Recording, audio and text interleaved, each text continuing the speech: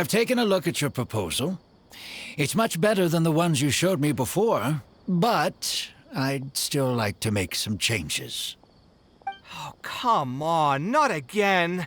Isn't this the 6th proposal I've shown you? What's your issue this time? It's a bit hard to put into words, but the design still doesn't look quite right to me. I have to say, that's a terribly vague and unconvincing explanation. Please enlighten me. What would feel more right to you? For starters, don't you think this roof is jutting out a bit too far from the top? It looks almost like the head of a fungus. This door, too. I don't think it needs to be nearly this large. If you could reduce it to around my height, you could use the leftover materials to construct a few more rooms.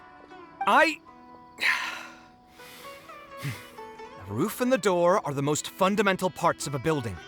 If we were to change them, then what would be left of the design? Even if the soul of the building won't be lost, all traces of architectural style would be gone. Anyone with the slightest inkling of architectural knowledge would know to leave them alone. Oh, I understand the principles of what you are saying, of course, but the truth remains that I'm still a bit unhappy with the design as is. Is there anything else that you can do? Oh, actually, I just got an idea. Can we get rid of all the extraneous sections on the roof, so the whole design will just be one vertical structure, similar to that of a tree trunk? What? Don't architects often say that symmetry makes everything more balanced and pleasing to the eye? This way, the proportions will be completely balanced. I really don't know how you managed to come up with such a ridiculous idea. Wait, don't tell me. Someone hired you specifically to commission me and put me through the ringer? Come to think of it, though, I really don't think I've gotten on anyone's bad side recently. Anyway, that's it. I will not be working on this commission anymore. Goodbye. Maybe you can find yourself some other genius who'll be able to satisfy your demands. Hey, young man, please wait! Go.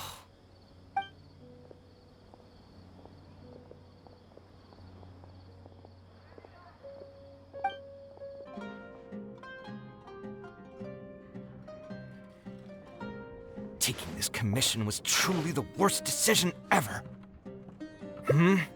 Oh, hey, I wasn't expecting to run into you here. Actually, while we're on that, what are you doing here at the tavern? Don't listen to anyone who says that drinking is an elegant pastime. It's no good for your health. So you saw all that, did you? Ugh, I thought I was in the clear. I made sure to double-check that nobody I knew was around.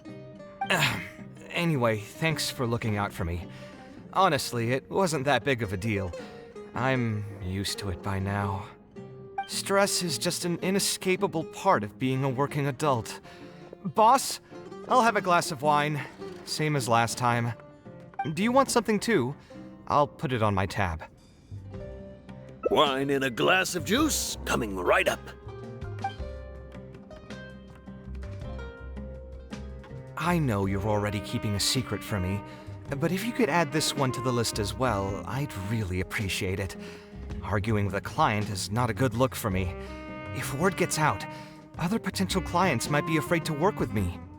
That guy, though, what was he even going on about?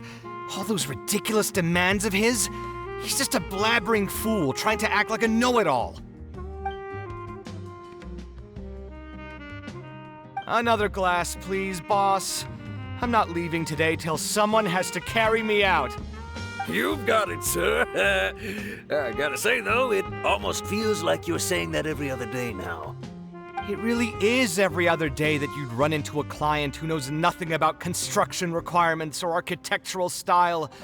If this was in the past, I'd never have gone through 6 whole drafts trying to accommodate the client's preferences. But perhaps getting used to this just means that I've grown numb to it.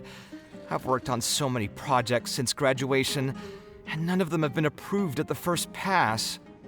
I would spend a lot of time altering my designs, and by the time the clients were finally satisfied, all my passion and enthusiasm would be gone. It feels like I'm straying further and further from my artistic vision with every change I have to make. I suppose, though, that just sticking to your guns and completely disregarding other people's feedback would also not be a good thing. All of this makes for a real paradox, one that particularly crops up in my work, too. In the end, what is the true meaning of art? Should I see it as a divine gift of inspiration from the gods, or an expression of the light of my own wisdom? Here's your drink. How are you already spouting nonsense after just one glass? Your tolerance is usually much better than that. Boss, what do you think is the meaning of art? The meaning of art? Really, my friend, who in Sumeru understands art better than you? Anyway, I don't know about art, but I do know that I'm interested in business, and some patrons are waiting to be served. So, you'll have to excuse me for now. Just holler if you need anything. What do you think, traveler? Yes, art shouldn't be self-indulgent entertainment saved for the elite. Let's say that I built a house for someone. If they don't like how it looks, then no matter how brilliant it may appear to me, they won't be happy with it. The problem is that it can be very difficult to get validated by others. I could compromise my personal standards to accommodate my clients, but often that just means creating a final product that I would struggle to look at.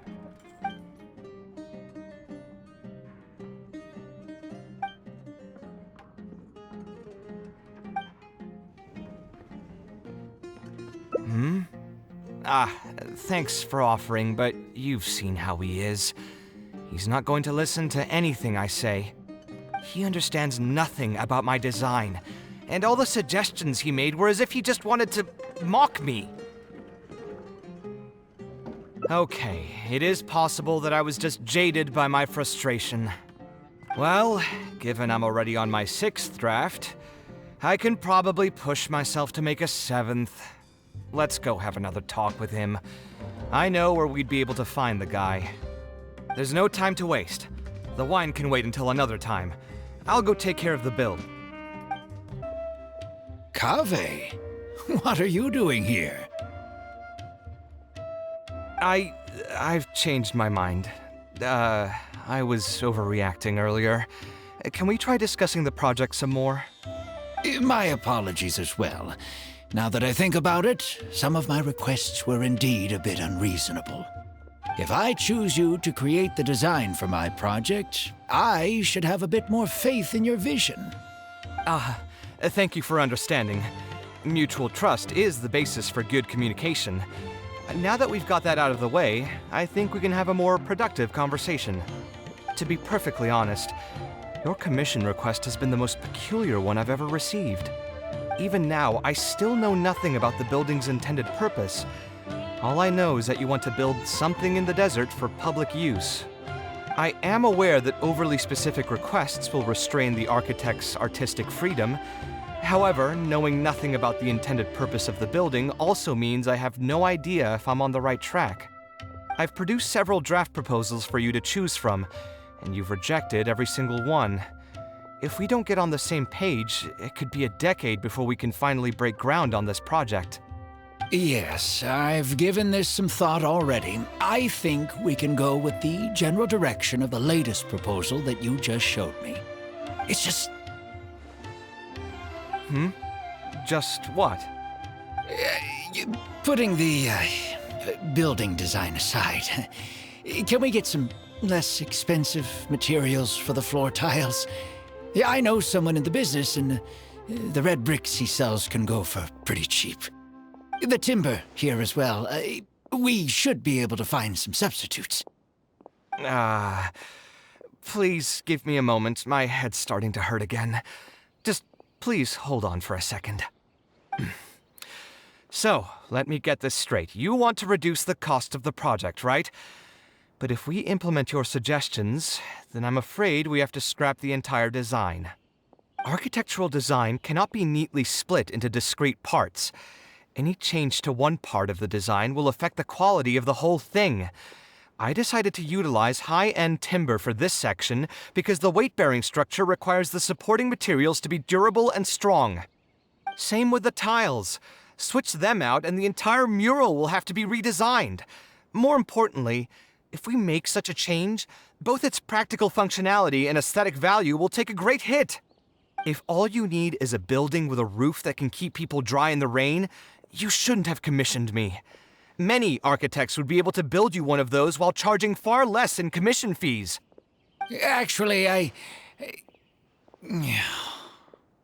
Please tell me, are you absolutely sure that there's no room for any changes in this draft of the design? I think the most important thing for me is to understand what you would actually like to get. If you could tell me more about your vision, I might be able to work with the design some more. You are the client, after all. You should have the final say on how the project turns out. I want to build something unique. Something quiet and warm inside. A refuge that can block out the world outside. I want all who enter this building to be able to temporarily forget everything that's going on outside of the building and just focus on their task at hand. That's a bit more information than last time, but it's still extremely vague. To put it another way, every rich person who wants to build a mansion for themselves would request something like this. We've gone through many proposals, and this draft is already the cheapest one. Cutting costs by substituting building materials will not only detract from the overall effect of the building, it also won't save you much more in the grand scheme of things. Thank you for giving it so much thought. Please give me some more time to mull over the budget. I'll get back to you once I've figured out a solution. I still have a few business meetings that I must attend, so I'm afraid I'll have to leave for now. You can just leave the proposal as is. I'll get in touch once I've given it some more thought.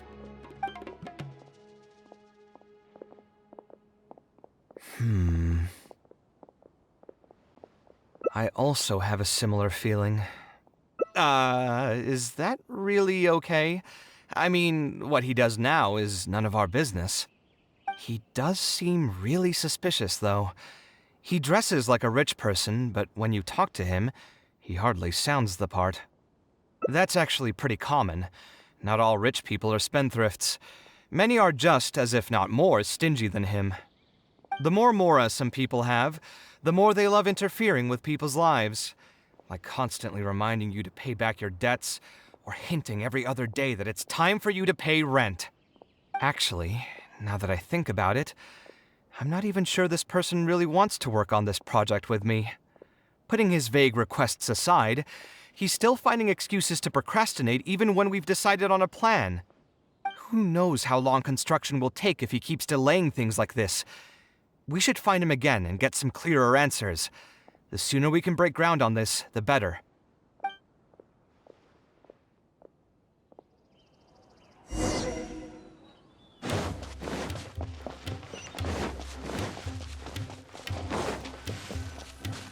Huh? Where did he go? I could have sworn he went this way. Let's keep looking.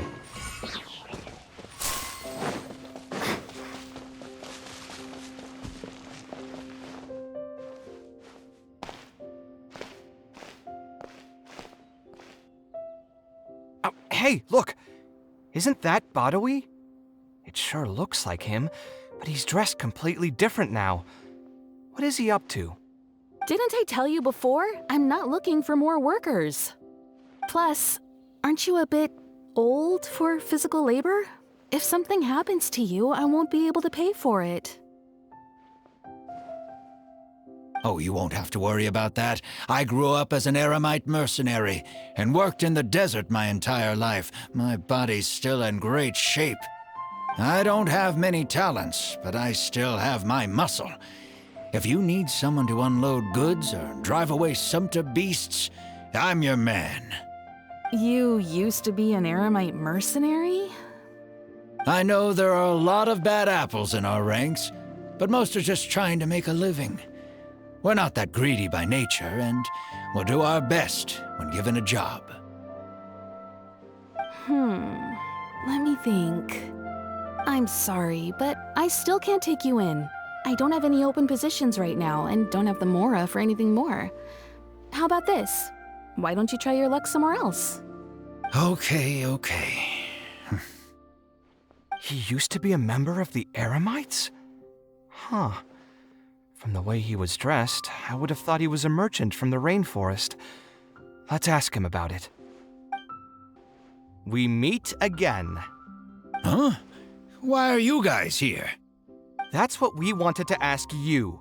Who are you? Why did you dress up like a merchant to talk to me about our project? There's no need for us to continue this project if you still want to keep hiding things from us. I don't work with individuals I can't trust. Believe me, I didn't have any bad intentions. It's just... All right, there's no point hiding anything anymore.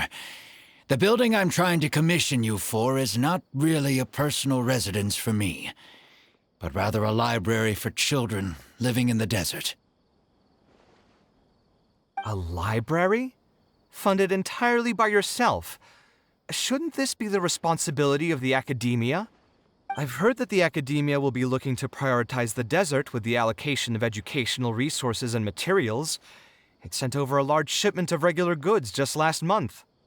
You're right, and I was aware of these happenings as well. I just figured what I want to do is a separate effort from what's already being done by the academia. The desert is too vast. Even if the academia spends a lot of effort trying to disseminate knowledge in those parts, it might still take decades, if not centuries, to reduce the educational gap that already exists between the two regions. And what's more, I don't know if the academia would ever reverse its stance in the future. All I know is that as a desert dweller, we should not wait passively for good things to happen to us. If we only did that, we'd never be able to stand up and hold our heads high. I don't have much longer left on this world, so I just want to use whatever time I have to contribute something to my homeland. I didn't want you to know that I came from the desert. I've lived in the desert my entire life, and there wasn't anyone here that I could trust. I figured I needed as much safety as I could get. To the point that you even disguised your identity? That's certainly taking playing it safe to the next level. Hold on. Don't tell me you've also been scammed before. When I first came to Sumeru City, I brought a lot of Mora, hoping to find an architect that I could work with. Someone agreed to take on the project, and even took a sum of Mora from me, but then disappeared without a trace. After that, I heard that there are a lot of untrustworthy people in this business. Some would run as soon as they've been paid, while others would deliberately use expensive materials and take a cut of the construction funding. I spent a while collecting information in the city, and eventually learned that you're the most famous architect in all of Sumeru. I figured that you wouldn't need to make Mora by scamming people, so I decided to reach out to you. By the way, how did you know I was scammed? I don't think I've ever mentioned that to anybody. Just a hunch. A while ago, I accepted an offer to work on a project in the desert, and was also scammed out of a large sum of Mora. I ran into someone who was living in a pretty run-down house. I noticed a load-bearing wall on the verge of collapse, and suggested that I build a new house for him. He said that he had no way to pay for it, so I loaned him some of my own Mora, and told him to get some stone and timber from the local vendors. Soon after that, I found out that he had gone gambling with all the money, and lost everything, down to the last coin. And after that, he even borrowed Mora from me twice more, using a different excuse each time. I didn't even suspect him of any wrongdoing until he hired a group of mercenaries and tried to ambush me in his own house. According to him, I looked like an easy target because I was an academia scholar who didn't have any family or friends in the desert. What kind of person would just look at someone else and think, this guy looks like an easy target? Those kinds of things do happen every once in a while, yes. Folks like him are the exact reason why us desert dwellers' reputation have gone down the drain. I must apologize to you on their behalf. It's all right. You were also scammed by someone from Kasharwar after all. I should apologize to you on their behalf. Ultimately, neither of our experiences had anything to do with the desert or the rainforest. People who are new to an area are always easy targets for criminals. Yeah, you'll find both good and bad people everywhere. I can't understand the logic of those who like to take advantage of others, but I have to accept their existence as a fact of life. Anyway, I digress. Let's return to the topic at hand. Did you keep rejecting my designs because you thought I was deliberately using expensive materials to take a cut as a middleman? That's what I was afraid of initially, yes. I eventually understood that you weren't out to cheat me. But unfortunately, I still don't have nearly enough mora to pay for the design you proposed. I've done the math and know that we should be able to make it if we cut some corners. However, after our conversations, I can see that you're passionate about your design, and I'm quite fond of the proposal as well. So, I decided to try and see if I can afford your proposal as is. I've been looking for work every day, and in another month, I should be able to cobble together enough mora to meet the budget. By cobble together, you mean you're going to spend your entire life savings on this project?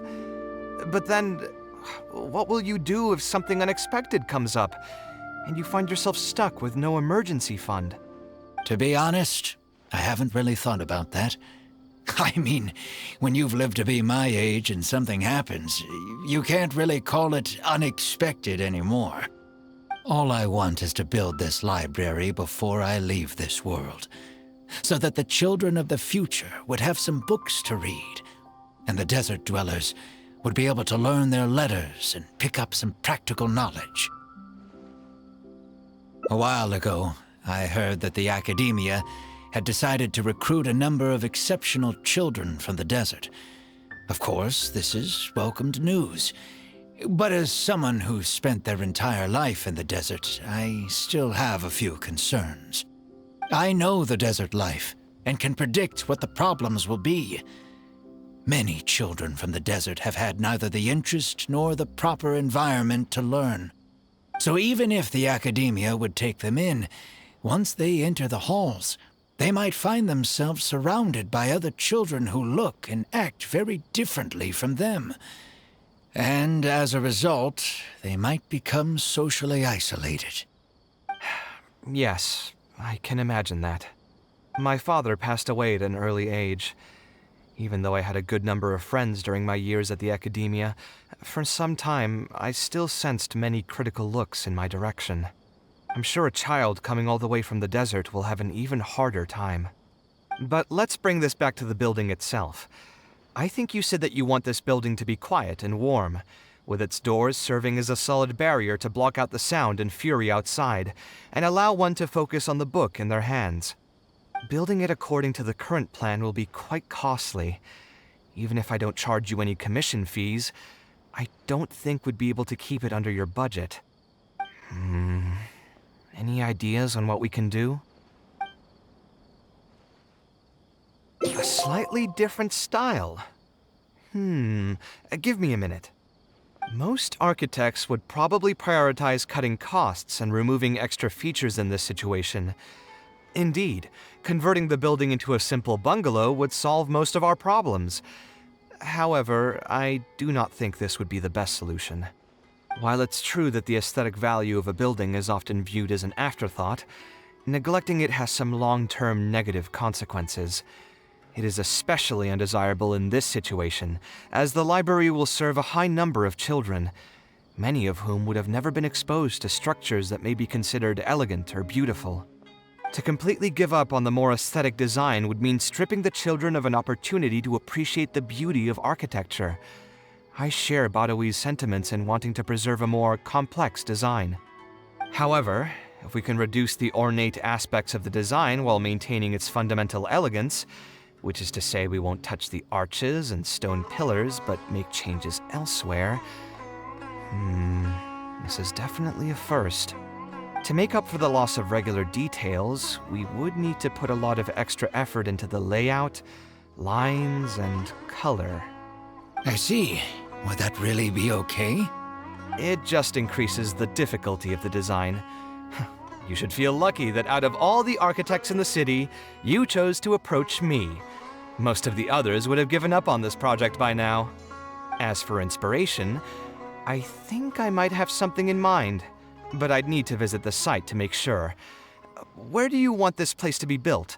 Tell me the exact location. Aru Village. Although it wasn't my childhood home, I think it'll be the best site for such a building. Okay, then we can pay a visit to Aru Village. Is there something I can do for you? I've already caused you a lot of trouble before, and now you're revising the design again because of me. Which draft are we even on now? It's making me feel terribly guilty. Let me think. You said you used to be an Eremite mercenary, right? In that case, you could help us clear out some monsters that are blocking the way to Aru Village. We want to keep the roads clear, and reduce the loss of materials during transport to a minimum. If everything goes well, that'll help us save some Mora. All right, just leave it to me. If there's anything I'm good at, it's clearing out monsters. What are you waiting for then? Let's pack up and get ready to go. Most materials going from Caravan Ribat to Aru Village would pass through here. There are a lot of monsters out here today. If you find it hard to keep up, just let us know. Oh, don't worry about me. This is nothing. I'll be careful, though, and you should do the same.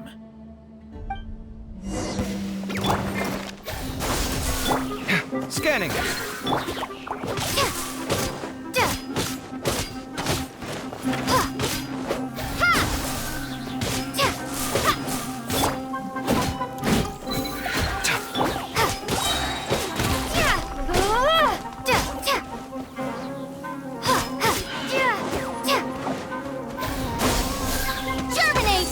Site clear!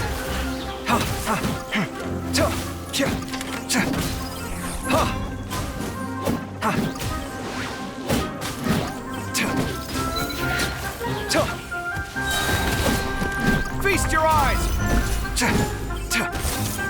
Come at me!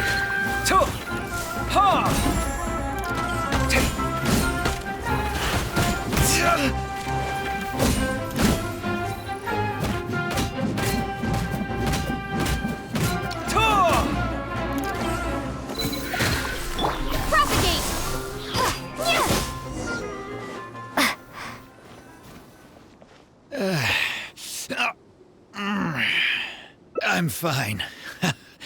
I've spent my entire life fighting these kinds of monsters in the desert, after all. They won't get the best of me. But it's one thing to fight against monsters, and another to fight against an old injury. It's something I picked up when I was young. There were many fights between mercenary brigades back then, and one day someone stabbed me in the back. I don't think much of it back then, but with age, it's caught up to me. Few mercenaries get to enjoy their later years. Failing health tends to take the joy out of reputation and wealth, and many mercenaries never even made much of the latter to begin with. Is there someone you know who can help to look after you? Unfortunately, no. My wife passed away at an early age, and I don't have any children. Sometimes I'd close my eyes and realize most of my life story has already been written. I have many regrets about my past, but at the same time I also know that there were never many options for me in the first place. I joined the Eremites when I was young, and won many battles with them. My survival was more a matter of luck than actual ability. If at all possible, I want future children of the desert to have some more options in life. I don't want them to turn out like me. My apologies. The older we get, the more we tend to ramble. Seems like we've already cleared out most of the monsters. Let's hurry over to Aru Village.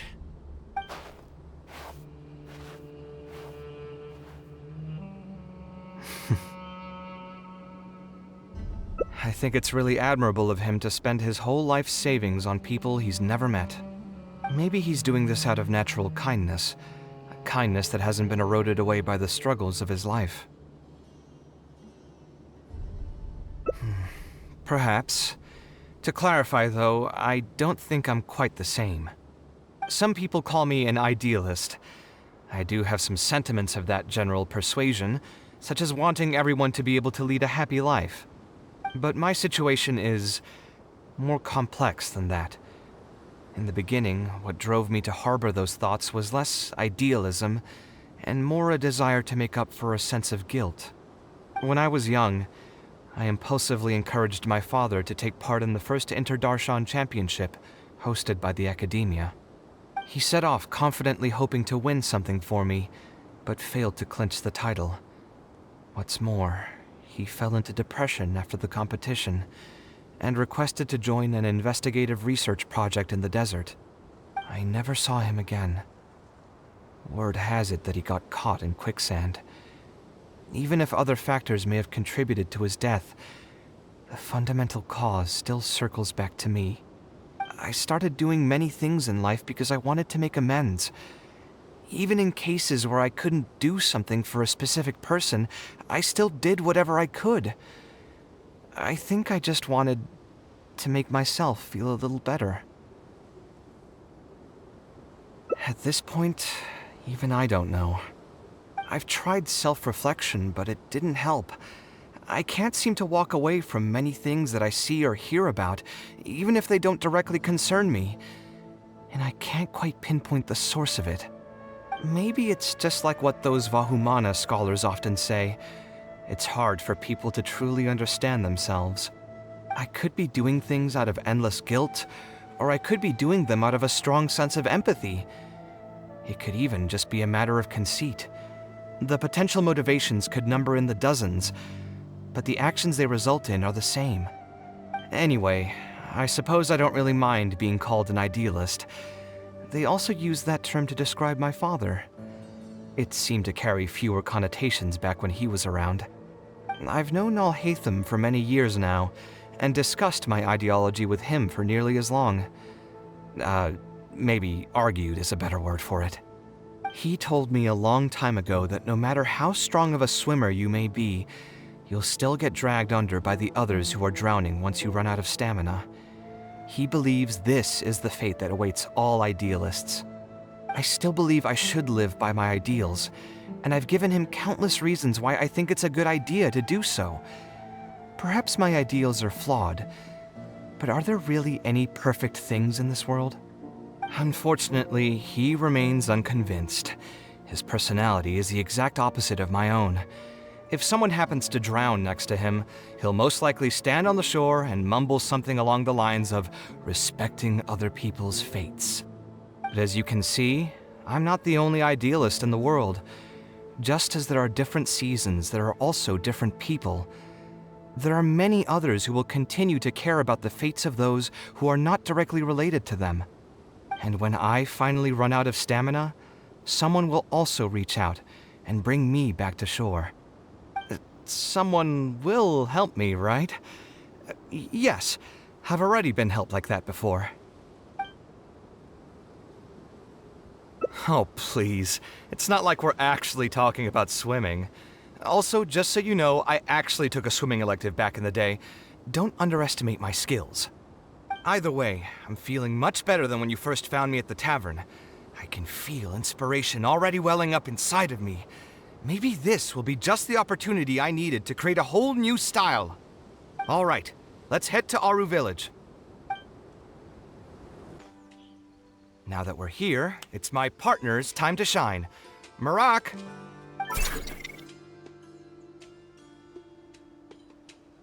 Oh, what's this? My toolbox. I built it using an ancient mechanical core. It's not too smart, but it's super useful and can help me with a variety of tasks. I'll take Mirak and find a suitable location for the building. Once that is done, I'll get to work on a few designs. Traveler? Ah, you know each other? Hello. I suppose you must be Kaveh from Kasharawar. I have heard of you before.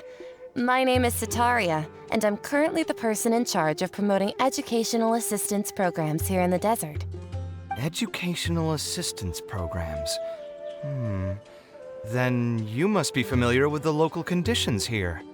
I can't say I'm too familiar just yet, but if you have any questions, I'll try my best to answer them. I've been commissioned by Mr. Badawi to build a library in the desert.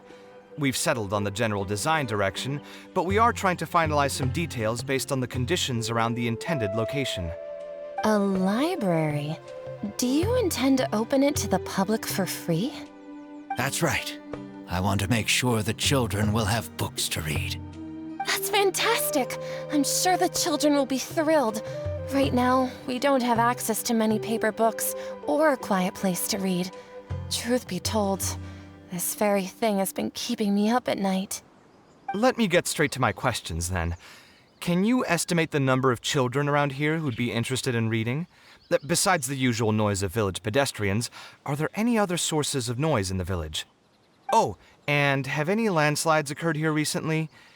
And also, where are the spots around the village that have been most affected by wind and erosion?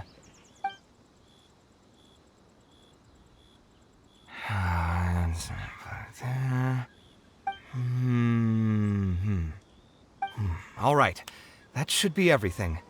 Badawi, let's go over the budget again.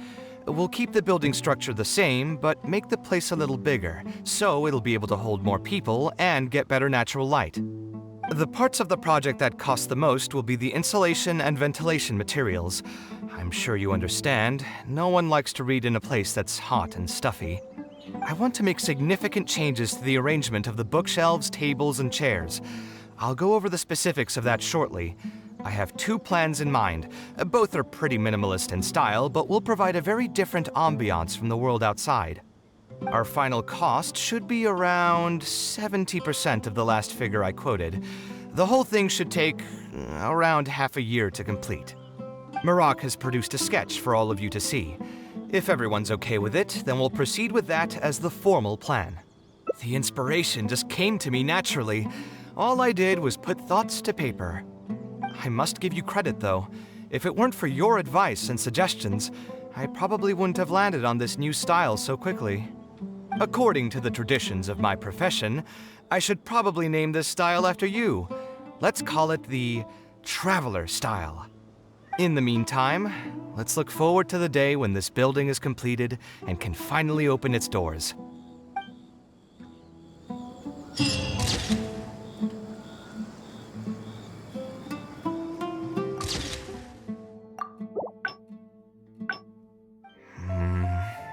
Any ideas on what we can do?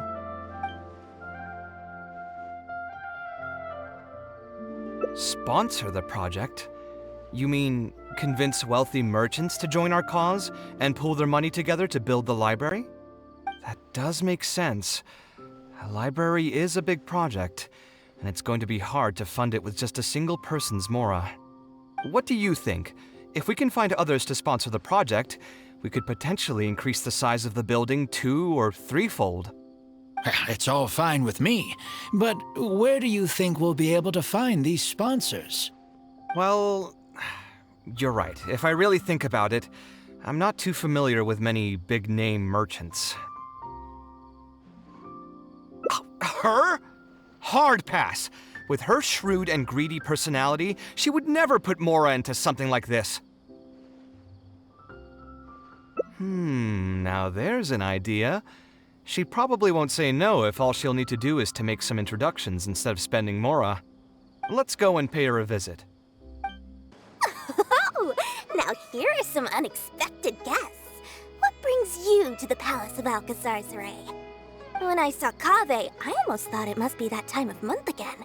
Sadly for me, I must wait a few more days before I can collect my shiny Mora. Hey, can't you think of something else for a change? You are literally living in an objet d'art, and yet your mind is still fixated on nothing but Mora? What is the point of wealth, anyway? Is your happiness entirely dependent on your hoard of cold, emotionless Mora? That's exactly right. Mora is extremely valuable, you see. If you don't keep your mind on it, your Mora may just find its way to somebody else's pockets. If you ask me, this place is still way too empty. Just give me some time and I'll fill it to the brim with lots and lots of Mora. You're hopeless. Oh, so you have an actual reason to visit me? All right, let's hear it. Merchants? Why? Is there some kind of business opportunity? Oh, I see. So you're just looking for someone to help you fit the bill. I knew you wouldn't be interested in something like this. Still, you wouldn't refuse just making some introductions for us, would you? Sure, I can connect you with some folks, but with every service comes a fee, you know. A fee? You mean just for introductions? Of course! Making introductions means using my connections and putting my reputation on the line. Why wouldn't I charge a fee for something so important?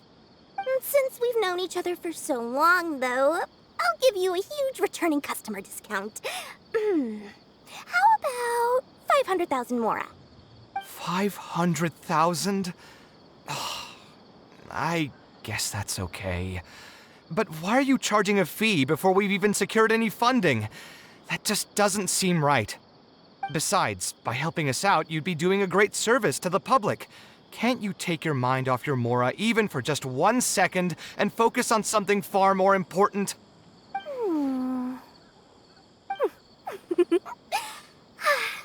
Very well.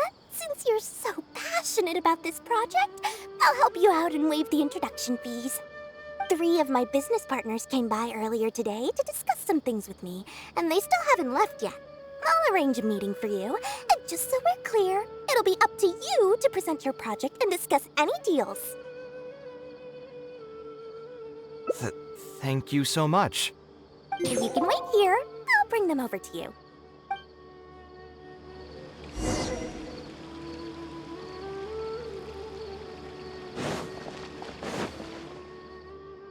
Dory gave us a brief introduction about the two of you. You are Kaveh, the renowned architect, and you are the traveler. Practically all of Teyvat has heard of you by now.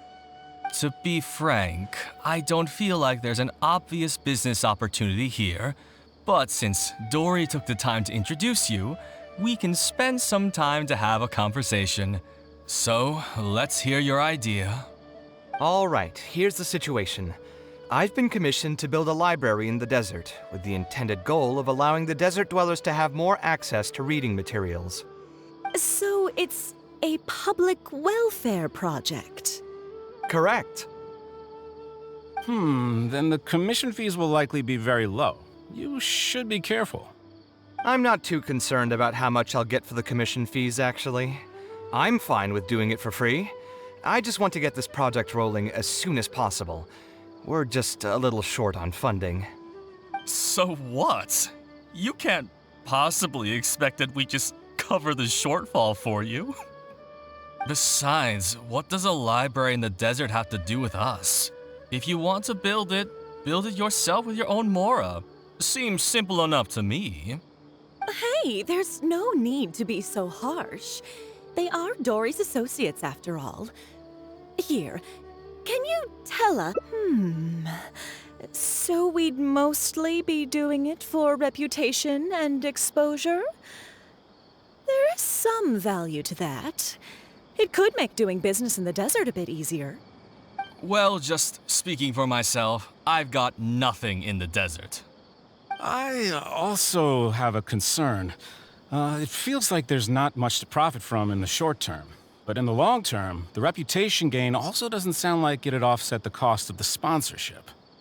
Then how about this? What if, instead of building a single library, we commit to an entire complex of buildings dedicated to culture and education? Wouldn't that just cost more? Yes, but in that case... Mr. Kaveh, please tell us what you have in mind. I'll just give an example. If we were to build a library and a school near Aru Village, then the desert dwellers would gradually begin to migrate towards the area. A whole suite of buildings will be able to host more traffic, and thus drive the economic development of the entire area. In turn, that would lead to direct business opportunities. I've been to the desert several times.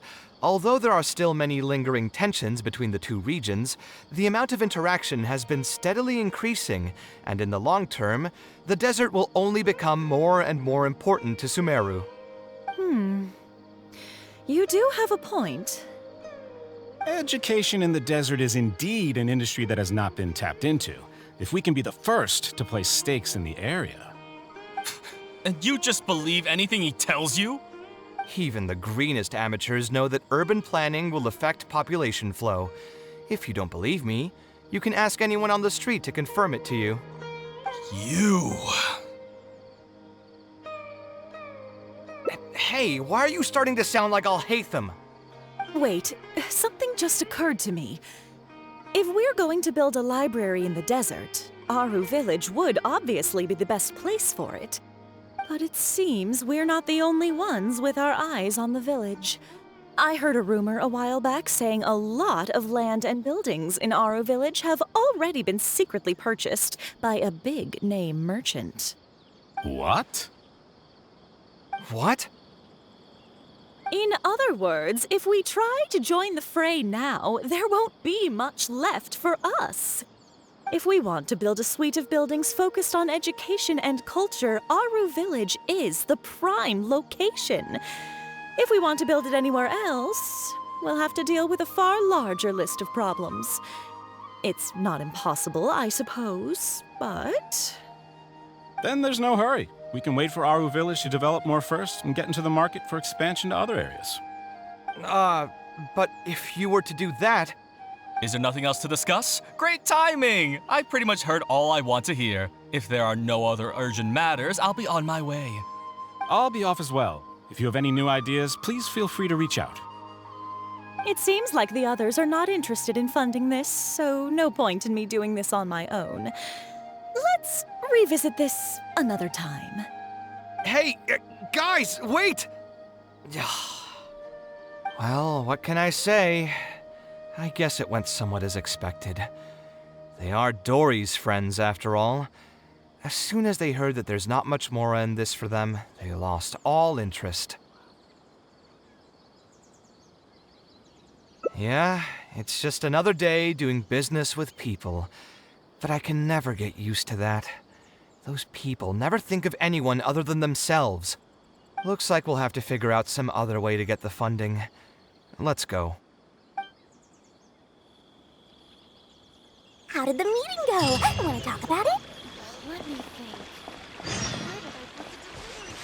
think. Oh, where did all that passion go from earlier, I take it you weren't able to find a sponsor for your project? Please don't tell me that you're here to mock us. What kind of person do you take me for? Would the kind and generous Lord Sakuma Bay really do such a thing? I will say, though, I more or less expected this outcome even before I introduced them to you. You can try to talk up the project all you want, but the facts will remain the same. This project is high investment with slow returns. No sane person would put their money into this.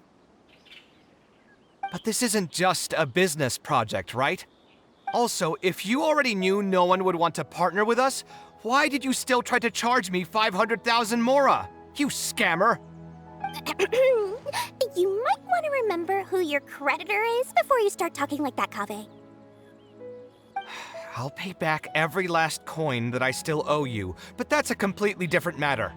Alright, since you're so devastated about this, I'll set you up for dinner with another big-name merchant. In fact, I'll be inviting the most famous merchant in all of Sumeru, so I'll be counting on your performance. What? Really? I would like to sincerely apologize for my attitude just now. So, Where would we be meeting this merchant? Follow me. Oh, I suppose both of you can come. I just wish that some people would actually do their jobs.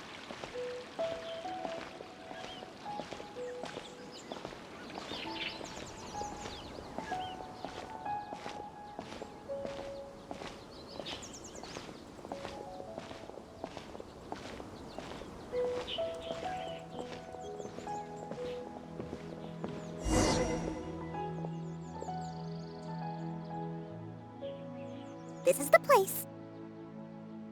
You said you're going to introduce us to the most famous merchant in Sumeru. Well, where are they? You still don't get it, huh? The most famous merchant in Sumeru. Huh?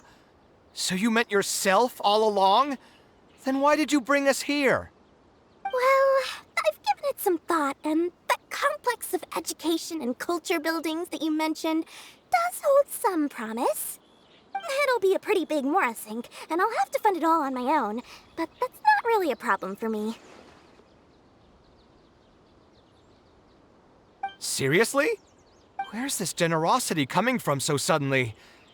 Are you trying to scam me again? The reasons are not important. What's important is that I'm willing to help you.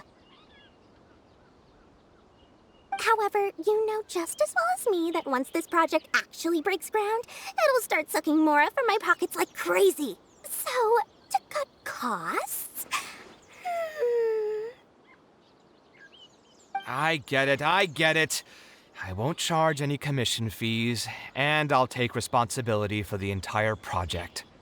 Splendid! Then let's sign the contract right away.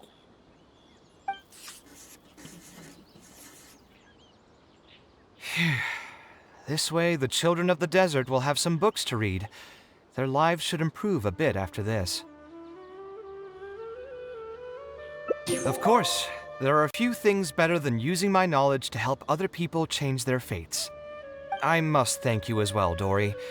I used to say you only cared about Mora, which might have been some prejudice on my part. Sorry for that. I will also try to pay back my debts as soon as possible. Now, let's have a quick discussion. Where would you want the library to be built? That will be the most important building. There's no rush. I'll provide you with a copy of the deed when we get back. You can just use the address on the document to find the lot. Huh? The deed?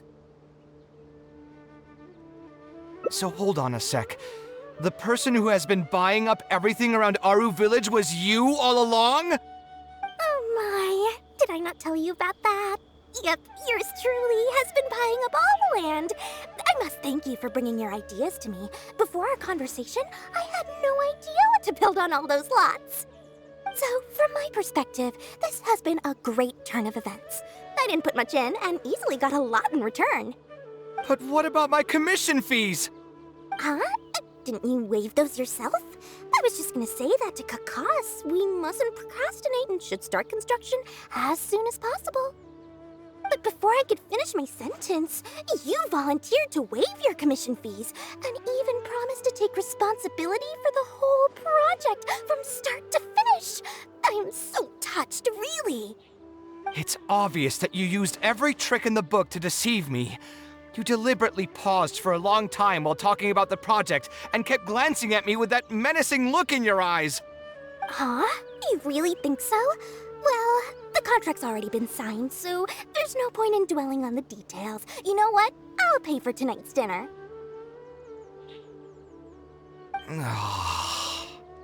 Fine, I'll drop the argument on the commission fees.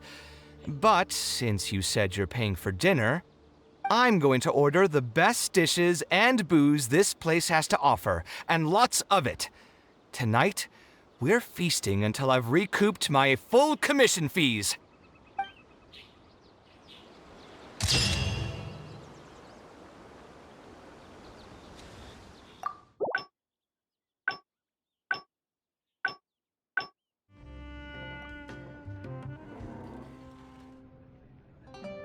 No worries. It was just an offhand question. It's been bothering me for a while. Even when I'm awake, the question haunts me like a bad dream. I still haven't found a good answer to it. Or maybe it was never a correct answer in the first place.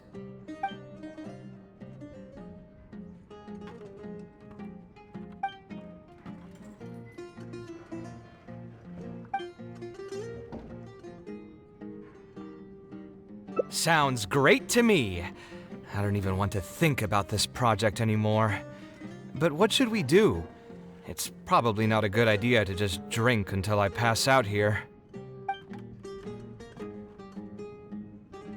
Huh? Where did that come from? I mean, it's not like it's some kind of secret. You probably already know some bits and pieces of my past. My mother is also an architect. I've always adored her drawings, and when I was young, I used to sit next to her and watch her bring all kinds of buildings to life on paper. You could say my interest in architecture just naturally grew with time. Perhaps. In fact, I have also seen my mother argue with her clients, but she would always quickly find the motivation to return to her work. Unfortunately, I've barely had any contact with her since she remarried and moved abroad. Even if I wanted to ask her about her ability to stay positive after an argument, it would seem rude to barge into her life again over something as trivial as that. I did remember something else, though. When my mother left, she only carried some small personal luggage with her. She left most of the belongings in the house to me. At the time, she even told me that it would be great if I could learn a few lessons from her life experiences, so my life and career could go a little more smoothly. I hadn't quite come to grips with my emotions, and didn't really have it in me to go through any sentimental items, so I just packed anything with memories away in a box and haven't reopened it since. It's been a really long time. Now that so many years have passed, maybe I have finally developed the maturity I need to face those memories without losing my mind. Yeah, I should dig it out and take a look. Huh? Sorry, I've had too much to drink and wasn't thinking clearly. You're right. I should do these kinds of things with the support of a friend. Speaking of that, I can call you a friend now, right? Either way, thanks for reminding me that I can invite you to come along. Had I just gone back by myself, it would have looked like I'm deliberately trying to keep things from you.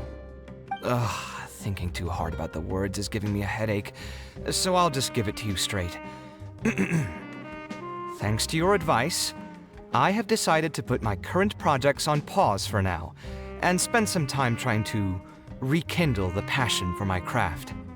If you want to stick around and see how this will turn out, you'll be sure to encounter some bits and pieces of my past. Do you think you'd find that too boring? All right, then let's head back together. I mean, you already know where I live. Who knew that the day would come when I too would have some friends over? Let me see. I should have tidied up the place before I left the house this morning. Alhaitham shouldn't be home now either. He's usually in the records room at this time of the day. Anyway, there's no more time for drinks. I'll go take care of the bill. Alhaitham isn't in, so feel free to sit wherever. I'll bring out the box.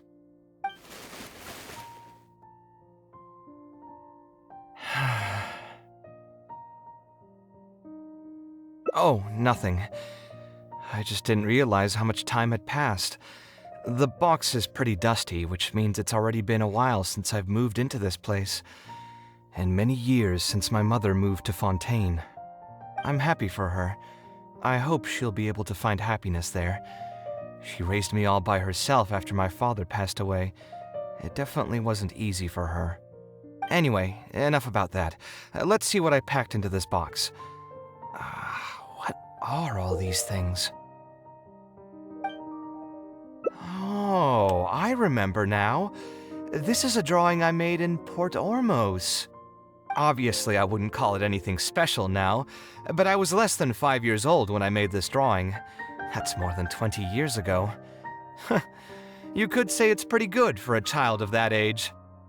Now that I've said that out loud, I suppose I do have some level of artistic talent, right? Criticism and self-doubt have always been a part of the artistic process. Without criticism, there can be no improvement. It's normal for me to question my abilities from time to time. I admit that I may have spent a little too long questioning myself this time around, but as you know, the heart tends to dwell on whatever it pleases. Anyway, never mind. The more I talk about it, the less confident I feel. Let's see what else we have in the box. Ah, my building blocks! It's been years since I've last seen these. When I was a kid, I used to stack them super high, and could even stabilize the tower to keep it from tumbling over. Oh, and this blueprint. I made it by copying my mother's sketch, and the aspect ratio was horrendous.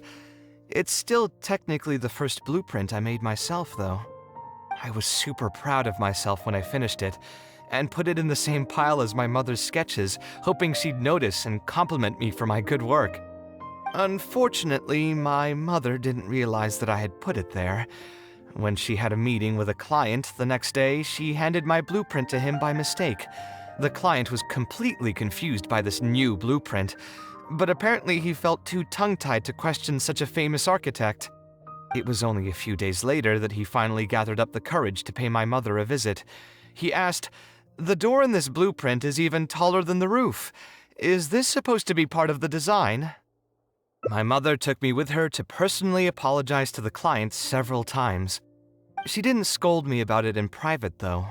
Instead, she went over all the steps required to draw a good blueprint, and was very patient throughout the whole process. I still remember it like it was yesterday. Let's see, is there anything else left in this box? Huh. What was this again? Ah, this is my mother's notebook. She used to write and sketch in it all the time. When I was a child, I used to be super fascinated by this notebook, and always pestered my mother to let me read it. After asking her a few times, she told me that I could read it as long as I could guess the password. Huh. Wonder why she didn't take this notebook with her.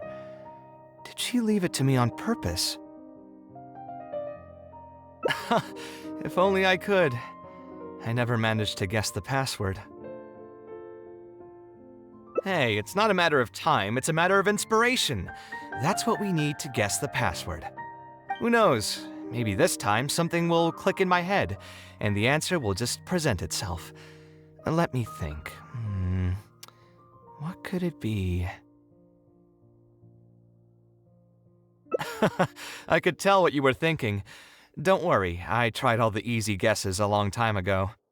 I've tried my name, my father's name, my mother's name, my grandparents' names on both sides, and all of our birthdays. I've tried every name and number remotely related to my family. I've even tried stuff like love you Kaveh, take care, and yours truly. I've tried every cheesy phrase and well-wish in the book, but this lock has refused to budge. I wouldn't try that route again. I have a hunch that it won't be that simple. Also, if she really did use something like that, she'd never hear the end of it from the folks over at Haravatat if they ever found out.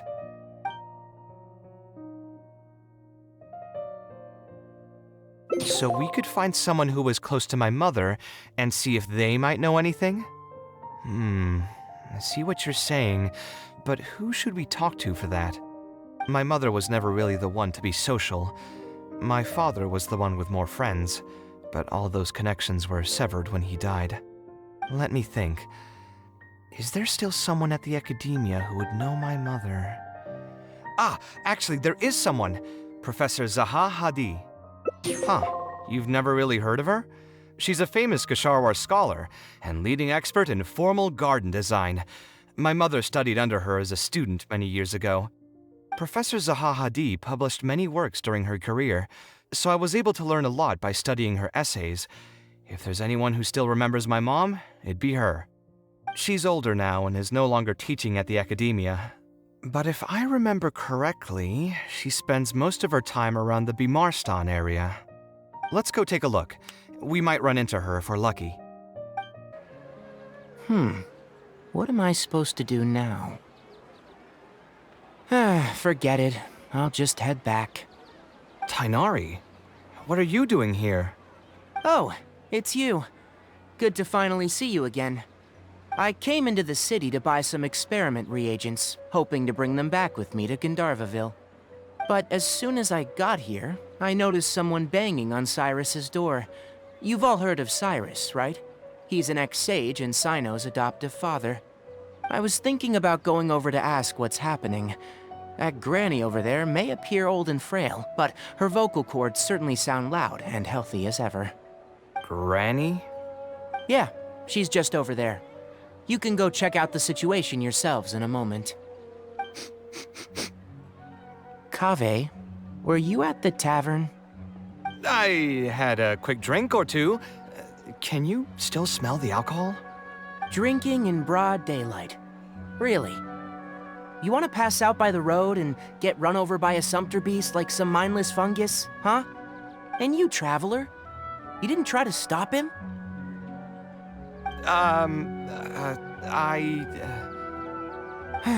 You look like a wreck, Kaveh. What happened? Are you feeling down again? You know what? I'm hosting a meal at Pardistii tomorrow evening. Do you want to come? Huh? Oh, I had no idea. Let me think for a moment. I'll come if I can find some time. All right. Then I'll plan on reserving 2 seats for you. I'll be heading back to Gandharvaville for now. I have a feeling that argument over there is going to continue for quite some time. It might be best if we don't get involved. A granny who lives nearby. Let's go take a look. Ha! So, plan on keeping yourself locked in there, huh? Fine by me. If you're not going to come out, then I'm not going to leave. My tomato was growing so well, it had all the potential to become the best tomato this year, and you cut it straight from the vine. I already told you I had nothing to do with it. Why would I take a tomato that's still weeks from ripening? You'd have to be awfully green as an investigator to think it was me. You see, the word green here can refer to both the color of the tomato and the fact that your skills could use some. Enough nonsense! Just come out and face me, you coward! You're out of your mind. If I've actually done something wrong, then get a mantra and pull me out by force, why don't ya? Oh, why you? Professor Zahahadi? And who are you? Oh, Kaveh. Fancy seeing you here. How long has it been? Come on, get over here and let the professor take a good look at you. Not bad, not bad. You've grown taller again. Professor, what's going on here? It's no big deal, really. A few of us old scholars got bored in our retirement and decided to put together a vegetable growing competition. At the end, whoever loses will have to go up on stage and do a performance for the winners. Which brings us to our current predicament. My tomato was sure to win until a certain someone decided they couldn't bear to lose. Hey, don't try to defame me in front of the kids. If we're airing out each other's dirty laundry now, then why don't we talk about you sneaking into Janat's garden the other night? Ahem! Lucky for you, seeing these youngsters come to pay their respects today has put me in a better mood. I'll let you off the hook, for now. Come on, let's go. We'll take our conversation elsewhere. He doesn't need to be a part of it. Yes, of course. Is Faranak still doing well? Yes, as far as I know. She left for Fontaine some time ago and started a new life for herself. She's still doing work related to architecture, though. Ah, yes. I did hear about that. Did that upset you at all? No, not at all. She's already sacrificed a lot raising me as a single mother. That's good to hear. Your mother did struggle quite a bit those few years. It's probably a good thing that she found a new place to call home. Sometimes I wonder if things were harder for her because she was so beautiful. People were always drawn to her beauty first, only to realize she had a sensitive and vulnerable heart underneath. She was still quite young when she first joined my class as a student. Beautiful and radiant with her golden hair, yet quiet and single-minded. She seemed like a lass from some aristocratic house who was seeing the outside world for the first time. She had to make a lot of drastic changes in her life to raise you on her own. Even during her time in the academia, she was a thorough perfectionist. If she was unsatisfied with something she had made, she'd insist on redoing it, even if I was perfectly happy with it. She had many admirers, and they'd always fill up the first few rows of seats, hoping they could get closer to her sitting in the first row. If it were any of my other classes, you'd have found nobody sitting in the front. But every time I saw her, she was always in that same rigid pose. She'd have one hand on her forehead with the other clutching her pencil. Her eyebrows would be knitted in a frown as she concentrated on the blueprint in front of her. I'm sure she had many difficult moments in her life. How did she cope with the stress? I'm not too sure. She never talked about such things with me. She rarely opened up to other people, you know. I do remember one time, though, when she got into a heated argument with a friend. She said something I found very memorable. She said, "True art cannot be understood, but as an artist, I wish some people could understand its meaning and value." If you ask me, that's probably the greatest source of pain for geniuses of their craft. It's extremely hard for them to find someone who can truly understand their ideas. So that's how it is. I wonder if the password could be... I tried both just now. Seems those aren't it either. What are you trying to do? My mother left her notebook to me, but it has a password and I haven't figured out what it is yet. I'm trying to learn more about her so I'd have a better chance at cracking the code. Thank you for all that you told us. It's the least I can do. Talking to youngsters like yourself makes me feel younger too. Honestly, looking at you now, I can see how much you resemble her. It's almost as if she's standing right in front of me again. Your personalities are quite alike too. You're both stubborn and both a little awkward. Of course, I'm sure the similarities are mostly superficial. But so long as you continue to harbor those traits, you'll find a lot of difficulties in your work. I've taught a lot of students over my career, and in my experience, very few genius architects of Ksharawar ever found happiness for themselves. They would know exactly what they want to express and fight for it tooth and nail, which inevitably led to arguments with their clients. Some clients would choose to respect the architect's vision or just let the argument go because of the architect's reputation, but those are the rare ones. When Faranak first graduated, she was getting into arguments with her clients nearly every single day. I think it only got a little better when she met your father. I see. But could he understand the designs my mother made? No, I think they were probably beyond him, too.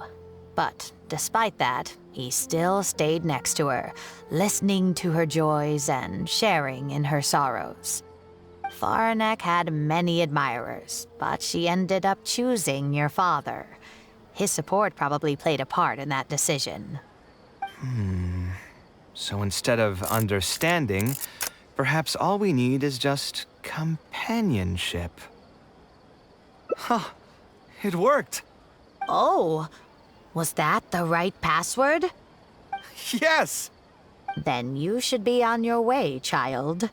Find a quiet place and see what she wanted to say to you. Being the awkward person that she is, I suppose there were many things that Faranek could never say out loud. Instead, she probably left them in her diary, hoping that they would make their way to you one day. If you're ever in a mood to chat again, just come and find me here. You're always welcome to discuss architecture topics with me as well. Thank you so much, Professor. There's no need to be so formal. I'll let you kids go. It's time for me to take another stroll around the vegetable garden. I wonder what my mother could have written about. They all say Zaha Hadid's class is the toughest, but I think it's actually not too bad. On the other hand, though, structural mechanics is definitely a pain, no matter how you try to approach it. I doubled down and managed to get through it in the end. I met someone special. At first, I didn't think much of him, but now, I feel very happy whenever I get to spend time with him. We decided to name our son Kaveh. I don't think a younger me would have ever imagined forming such an intimate bond with another person. Back then, I lived only in the shadow of myself, as well as that of the dream in my heart. The bad news came. And even though it's been several days now, I still can't bring myself to come to terms with what happened. My eyes are so swollen it's hard to see. What if they're all lying to me? And this is just a long, cruel dream. But I have to face reality. I still have someone to take care of. No matter what happens, I'll do my best to raise my son on my own. Huh? Is this a drawing? Seems like it was done by my mother. This blonde man was probably my father, but who are the other people in the picture? Huh? Why do a few of them look somewhat familiar? From the dates in the notebook, she probably drew this more than 30 years ago. I hadn't even been born yet. Maybe we were thinking too much. Oh, there are a few lines written in the diary about this as well. The one who invited us to the gathering is a talkative woman. Including us, 3 couples showed up. There was also a person who came alone. The talkative woman introduced everyone to each other. She spoke really quickly, so I couldn't quite catch everything she said, but I also didn't feel like asking her to repeat herself. My husband seems to be friends with the man with long ears. I couldn't really join their conversation, so I've resigned myself to sitting in a corner and drawing in my notebook. I don't think I'd be able to become friends with any of these people, especially that stiff-looking couple.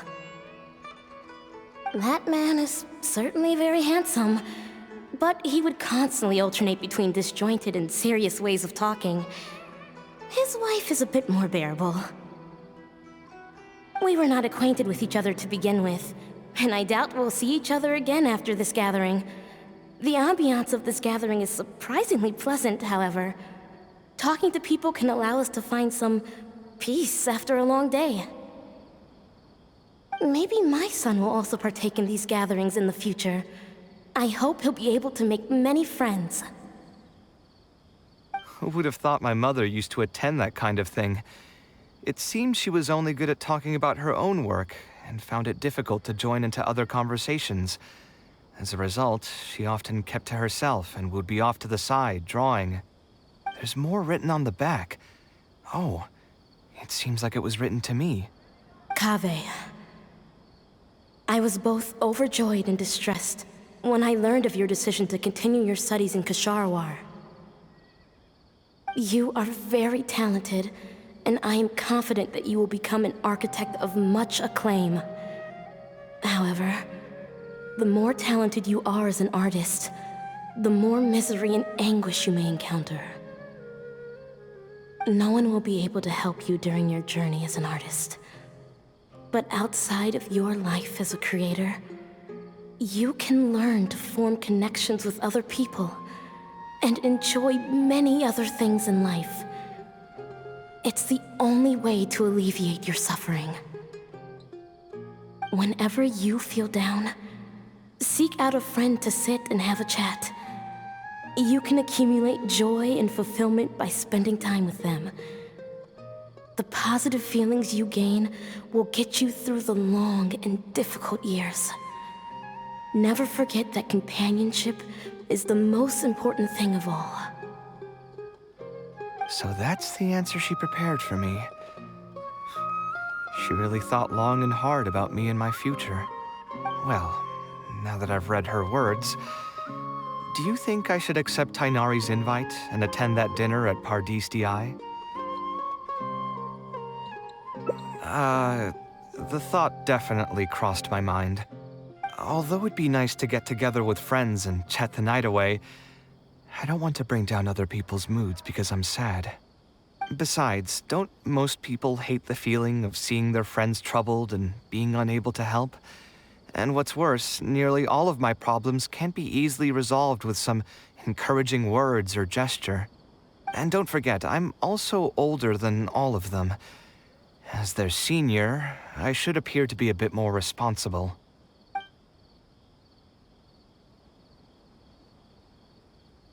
Huh, you're right. I really didn't expect to run into him here. I swear, his nose must be just as sensitive as his ears. Well then, I guess it's best that we go and join him for dinner. That means I'll owe him yet another meal now. You know what? I'm not going to overthink it. I'll see you tomorrow at Pardis Di. Alhaitham also got my invite, right? Will he be coming to join us? That guy? He's never been a fan of social gatherings. I wouldn't get my hopes up if I were you. Are you sure? All right then. I guess we won't wait for him. Yeah, let's go. I mean, maybe we should give him a little more time. We can keep chatting for a while longer. Oh, sure. You still haven't told me, what's the occasion for getting us together here at Pardis Di? We're celebrating the end of the first phase of Kaveh's studies. I wanted to thank you all for the help you've given her along the way. Then where's Kaveh? She said she wanted to show everyone a bit of what she's learned, so she's still doing some last-minute prep at home. She'll be here shortly. Anyway, let's get started. To tell you the truth, I'm actually not so confident that the second phase will go as well as the first. The curriculum will become a lot more involved, and I'm worried that she won't be able to get through all of it. I was hoping we could brainstorm about it together before she gets here. I knew this wouldn't be just a simple free dinner. Is that why you also invited Alhaitham? Yes, I thought it would be good if we could all put our heads together about this. Anyway, let's take a quick trip down memory lane. What did you guys do when you ran into a problem that you didn't know how to solve?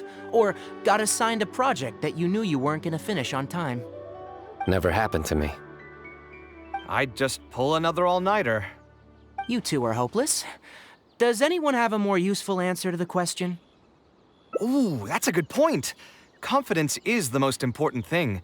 Once you lose your sense of confidence, it'll become all but impossible to find the motivation to study. This could be a potential direction. I have already redesigned the literacy curriculum, and I was originally hoping to ask Alhaitham for his opinion, but... It's very simple. Instead of focusing on the amount of material you would like to teach, focus on the amount the student would be able to remember. Wow, you actually showed up. I could probably count the number of times you've actually come to gatherings like this on just one hand. It's still more than the number of times you've managed to get a proposal approved on the first try. As long as you're still aware. So, what made the difference this time? Are you looking to drink your sorrows away with some friends? That's your purpose for being here, not mine. Don't project your ways of thinking onto me. So you're saying the only reason you came is to help Tainari with his brainstorming? Precisely. Kaveh will have a long road in front of her. Hey, just to get one thing clear. Even if Kaveh manages to make her way to the academia, we cannot let her enroll in her avatat. Kasharawar is obviously the best choice for her. She's been a trainee forest ranger for so long, she'll definitely be good with her hands. What are you saying? Spontamad is the better choice. It's where I graduated from, after all. Then what about Amorta? That's the Darshan her master actually graduated from.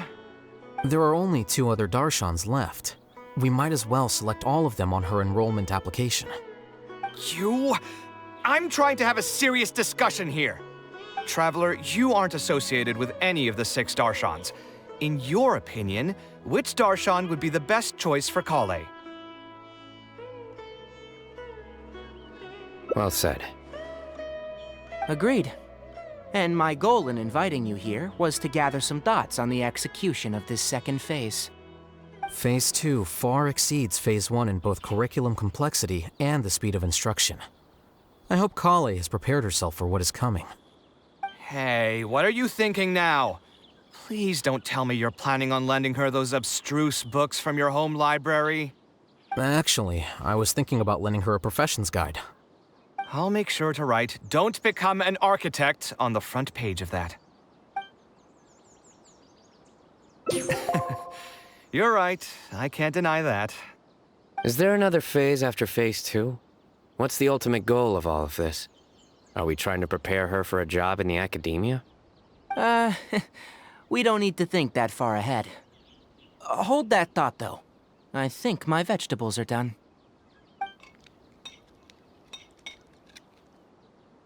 I'm telling you, that client had no idea what he was talking about.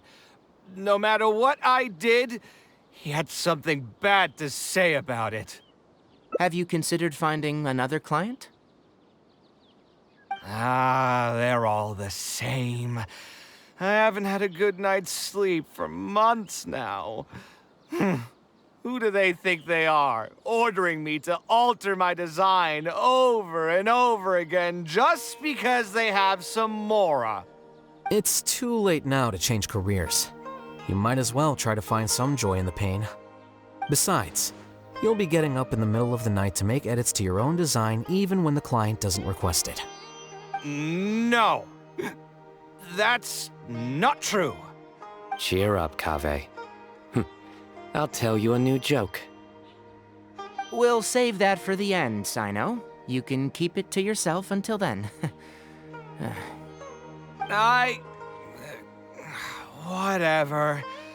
I'm not going to use my brain anymore. Let's drink tonight to our heart's content. How will I hear back about my application?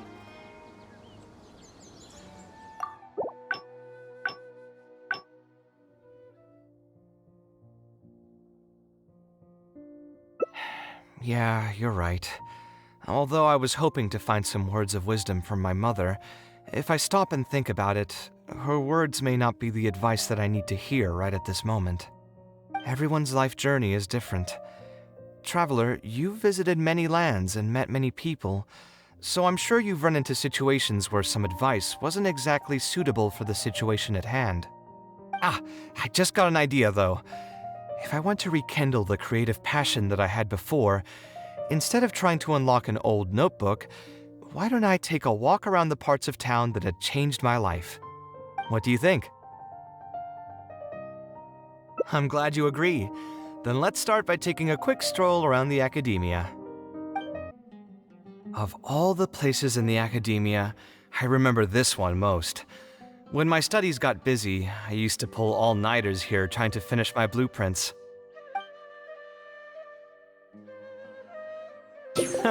Who doesn't miss their time at the academia?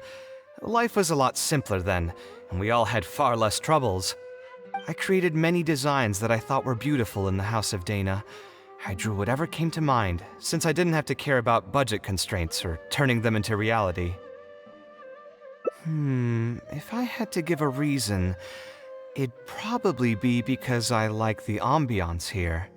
The academia also had a rule that allowed scholars to annotate any physical books they came across. As a result, the books here are chock full of scholars' wisdom across many generations.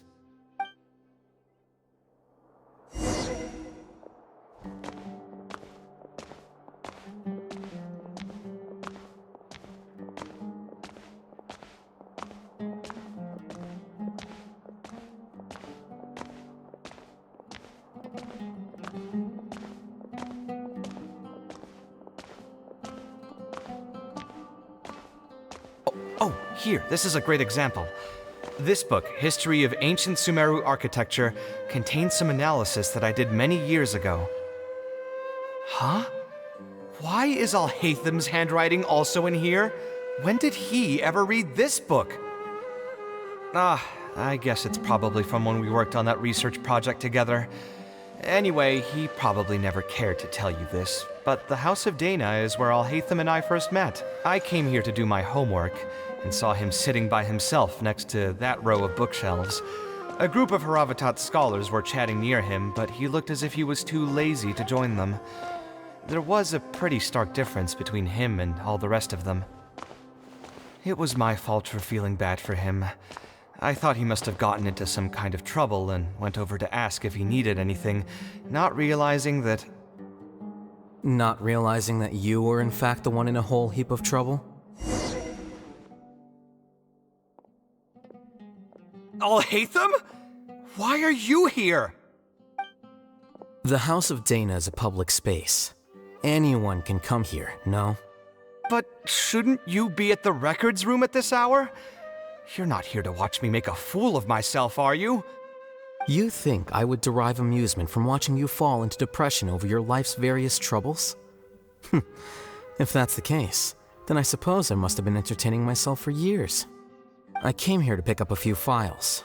If your voice hadn't managed to get through my soundproof earpieces, I probably wouldn't have noticed you. All right, I admit I was probably overreacting just now. Probably not when he's right here with us. As his senior, I shouldn't try to tarnish his reputation. There was nothing embarrassing or shameful about it. When I was still a student at the academia, I once collaborated with Kaveh on a research project. A collaboration is usually beneficial for all parties, but due to issues with our personalities, we ended up going our separate ways before completing the project. We had a number of differences, and they remain unresolved even today. But there's no point going into that right now. The more important question is, why are you at the House of Dana? As a senior scholar, isn't it my responsibility to offer my friend a quick tour and explanation of the Academia's architecture? I see. Then let me guess. Your next stop will be the pavilions around Razan Garden? Our famed architect sure loves showing off that corner to all his friends. Oh, and Kaveh, a lot of the books you annotated have been moved to the innermost section of that bookshelf over there. You'll have to dig them out yourself if you need to find them. Huh? But why would you know that? Don't tell me you finally had an epiphany and realized that there's great virtue in respecting your elder's work. Sure, if that will give you some self-confidence. Leave any words of thanks you may have to the ex-Grand Conservator.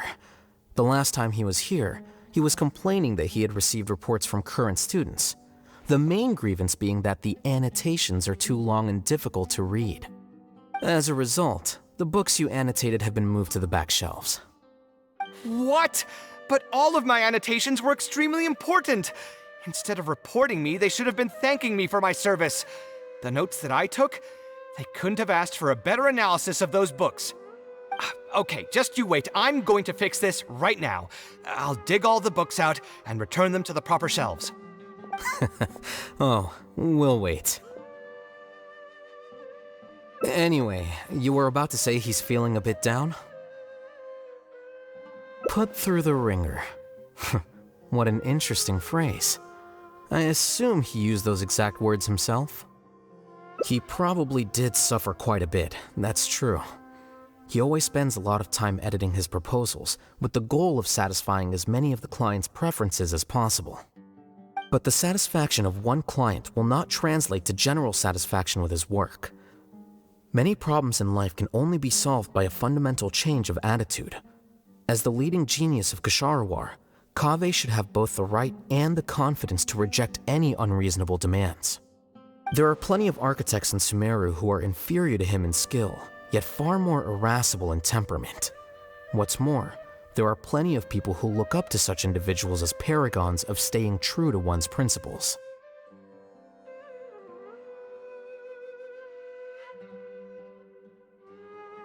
Clearly, his predicament is inevitable, since he holds other people's feelings as more important than his own. Of course, each person is different, and we should respect the paths that they have chosen for themselves. Admonitions will serve no purpose. People tend to succumb to familiar pitfalls, and this is especially true for those who believe it's their duty to carry more burdens on their shoulders.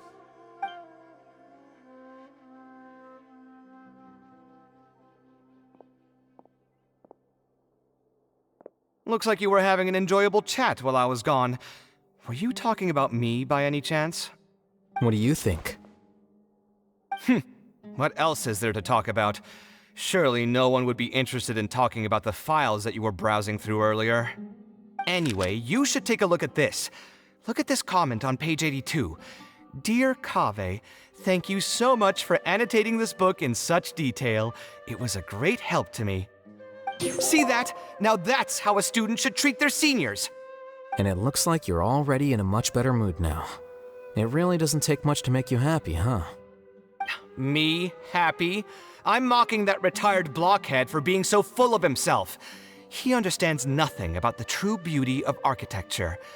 When I can find some time, I'll have a serious talk with him about making sure these books are put where they belong. Why don't you just move all the books yourself?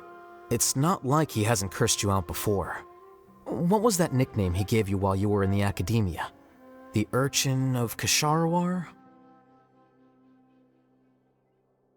Kaveh had a habit of scribbling and writing in all kinds of books. Hey! You didn't need to bring that up. At least not when I'm still standing here. Oh, actually, I also found a really old sketch in one of the books over there. See? Doesn't it remind you of something? Huh? Don't tell me even you don't get it. Don't ask me. This is the time you specifically put aside to brag about yourself. Feel free to hoard all the spotlight you want. You... In that case, allow me to explain. Although this sketch is a little abstract, you can plainly see from the road plans that this was an original concept for the expansion of Port Ormos. We can also plainly see that the designer was a huge fan of this project. It's the project he loves to talk about the most, second to the Palace of Alcazarzaray.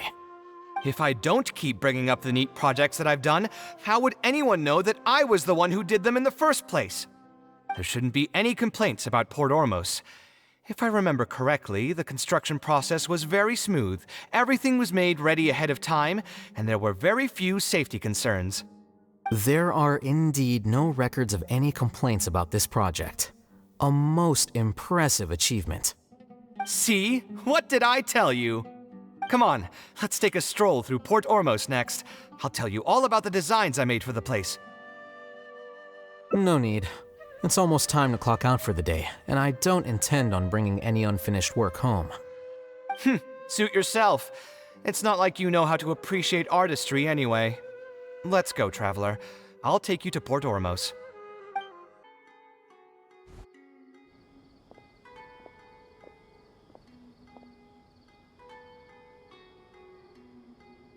Port Ormos. No, I didn't design any one specific building. Most of my work here concerned structural renovation. Port Ormos had already existed since I was still a young child. It wasn't as large as it is now, though. It only came to its current size after a sizable expansion. I was part of that project. The arch bridge over there, for example, that was one of my designs. When I was first tasked with the project, I decided to reference the growth patterns of nearby trees to split Port Ormos into 2 levels. My goal was to improve the overall utilization of space. We ran into a lot of issues during construction, but thankfully, we were still able to achieve the original vision. Residents can now behold all the ships entering and leaving the harbor from the vantage point of the bridge, while visitors can recognize the site of Port Ormos from a long ways away. I was still young and new to the trade back then. I could hardly believe that an idea in my head could become reality and remain in the world for many years to come. The true cornerstone of the creative process. The point about the design that will be ultimately used to judge its true worth. It was the first time that it became crystal clear in my mind. Once built, a building will continue to stand. Countless people will see it, and countless more will step inside it. Its final worth, whether it's good or bad, will be assessed by the countless generations of people that interact with the building during their lives. You think so? I'm glad to hear that. But even with this project, I still had one small regret. My budget was tight, and I was unable to use the higher quality timber I had originally intended for the design. I knew that some concessions on aesthetics would be needed as soon as I agreed to a proposal that prioritized the practical functions of the project. Us creative types know better than anyone that most projects cannot be completed without a few regrets. Even the Palace of Alcazarzare was not perfect.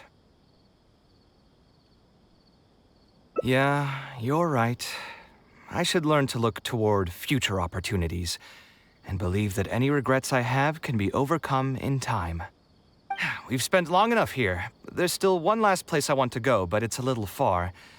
Would you be interested in a quick trip to the desert? Great.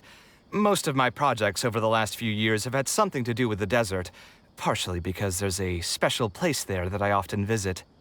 This is a rare opportunity, so why don't you come along and see it for yourself? If you ever feel down, maybe you'll be able to go there and feel better too. Who would have thought that so many primal constructs could have congregated here while I was gone? We won't be able to sit and talk peacefully with these guys around. Let's clear the area.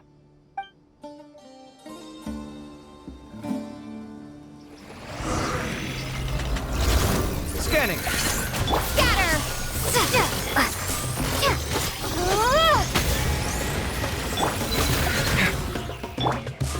Propagate! Sight clear!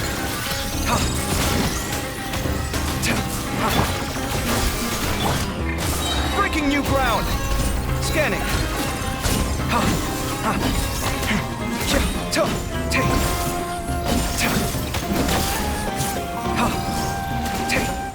Sight clear!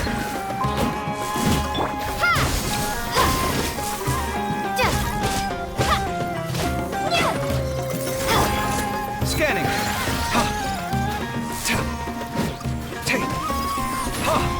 Propagate! Germinate! Watch and learn!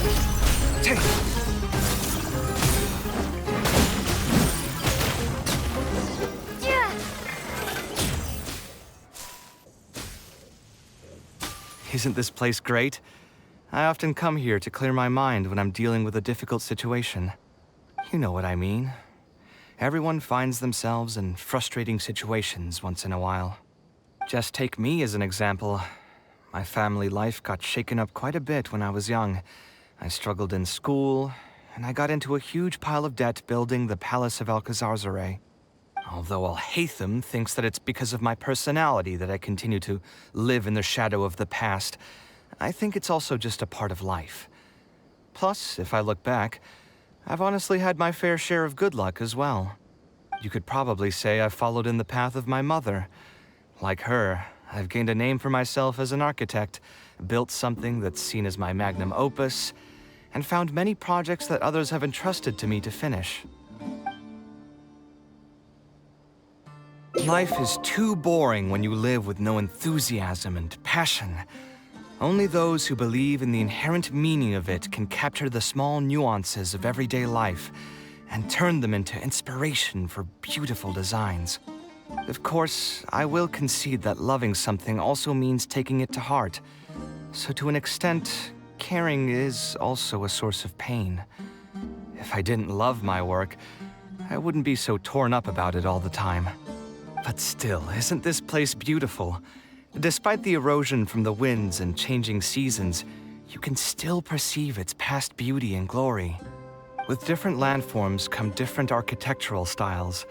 The desert's history has left it with few records regarding its buildings, so I often visit the desert to investigate things in person. The sight here has moved me ever since the first time I laid my eyes on it. I told myself that one day, I would also be able to create buildings that move others. My pain will one day fade into nothing, just as I reach the end of my life. But buildings are different. They are far more valuable than most materialistic things, and far more durable than human flesh. As long as there remain souls in the world who can decipher the meaning behind them, they will also have acknowledged me across the vast stream of time. If you were to ask me what art is, that would be my answer. You think so? But I feel I've always been like this. Remember that question I brought up before? The one about whether I should see art as a divine gift of inspiration from the gods, or as a product of my own existential struggle? I still haven't found an answer to that yet. But if art wasn't inherently paradoxical and enigmatic, then people probably wouldn't be drawn to it. Those who pursue art will be unable to avoid the pain that it naturally brings. Will often be floating on cloud 9 one second and sinking in a mire the next. I'll try gathering my thoughts again once I've found a way to define art in the first place. In any case, thank you so much for listening to everything I had to say.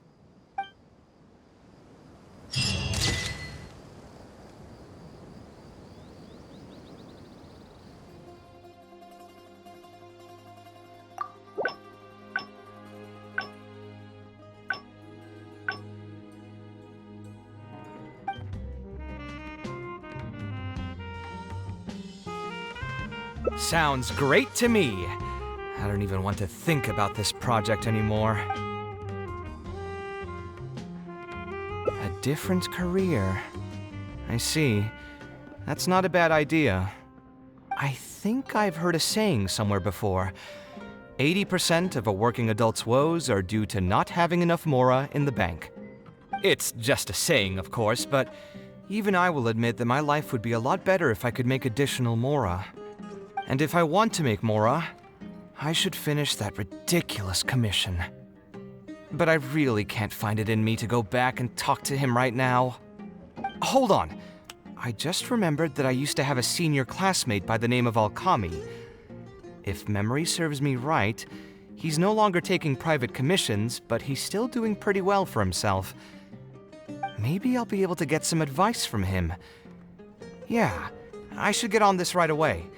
No more wine for me today. I'll grab the bill and be on my way. Ah, Kaveh, it's you! It's been a while. What have you been up to recently? Yeah, it's been a long time, Alkami. Things haven't changed much for me. I'm still taking private commissions for all kinds of projects.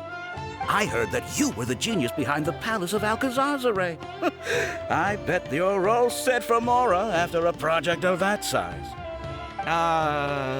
Well, it's hard to make a profit from every project, you know. Hard to make a profit? You've got to be joking. I've never met an architect who didn't make a profit from a project. Unless the client fled before they paid the commission fee in full. But that doesn't sound right either. Doesn't Dory have a pretty decent reputation in our local business circles? I don't think she's ever been involved in any kind of big scandal. Well, about that. I mean, it was complicated. I understand. Either way, doing one project after another sure gets exhausting over the years, huh? I've been there, so I can feel your pain. I mean, I obviously never had your reputation to live up to. That must have been stressful. But I'm sure we've faced all the same problems. Trying to keep your client in a good mood while you're trying to stop them from micromanaging things they don't know the first thing about. I don't miss it. Thankfully, that's all behind me now. Not exactly. My work is still closely related to architecture. Judging from the look on your face, you're still strapped for mora. That's quite unfortunate. You're the most artistically gifted graduate the Ksharawar Darshan has seen in decades. But it looks like you still have a lot to learn in terms of making mora. With that said, us Ksharawar grads should still look out for each other. What if I told you about an idea that'll absolve you of all your Mora troubles going forward? Are you serious? But something like that has got to be some kind of top-level business secret. Are you sure you can just share something like that with me? Besides, I don't want to just take something like that without offering anything in return. I still have a little Mora. Or is there something that I can help you with? Oh, you're too kind. This is just a simple tip. Even if I didn't bring it up, I'm sure you'd hear it from the others sooner or later. The idea is this. I recently opened up a training center with the goal of educating people in architecture design. Compared to the classes taught by those old fossils at the academia, my classes are more condensed and streamlined and will allow people to quickly get their foot in the door. Unlike the academia, I won't turn down anyone who's interested, rich or poor. As long as someone wishes to learn more about architecture, I'll accept them into my training center. It just so happens that I'm still looking for a few more instructors. So, what do you say? Interested in coming over to give a few lectures? Regardless of the pay, I can already guarantee that it'll be far more comfortable than working on random people's private commissions. Ah, so you want me to join you as an instructor? That does sound like something I'd be able to do. Sounds like a pretty stable job, too. What do you think, Traveler? Then it's a deal. Yes, it's a deal. Thank you, Alkami. Oh, like I said, there's no need to thank me for this. The lecture room is not far from here, so you can just come straight here tomorrow morning. As for the pay, how about we start at 300,000 Mora per lecture? 300,000? Are you serious? How could you offer so much? It would seem that you're still oblivious to your own economic worth. 300,000 is nothing compared to the prestige of having the Light of Ksharawar as one of my instructors. 300,000 is also just the base rate. Just trust me on this. The longer you stick with me, the more you'll come to understand your true value in the market. I have to go make some preparations now. See you tomorrow. I was never particularly close with Alkami when we were in school. Who would have thought that he'd be so nice and friendly? I've hosted free lectures before, but this would be my first time being hired to lecture for a formal business. 300,000 Mora per lecture. Whew! I'm so excited that I'm starting to get nervous. Thanks so much. I think I will be able to relax a bit more with a friend in the audience. Now, what should I talk about tomorrow? Some lessons I've learned over the past few years? I should probably save those for later. For my first lecture, I should start by getting them more interested in the field. All right, let's meet here again tomorrow morning. I should hurry home and create some kind of lesson plan. If I'm going to become an instructor, I should make sure I show up prepared. I didn't expect you two to get here so early. I was up last night preparing for the lecture, but I ended up getting so excited that I couldn't fall asleep. Here, I've prepared a lesson plan. Do you want to take a look? Lesson plan? I must commend you for your dedication. But the training center has already developed its own set of teaching materials. Instead of using your own plan, you can just use what we have here. Of course, you're always welcome to work in some of your own content to add some fun and flavor. Sure, be my guest.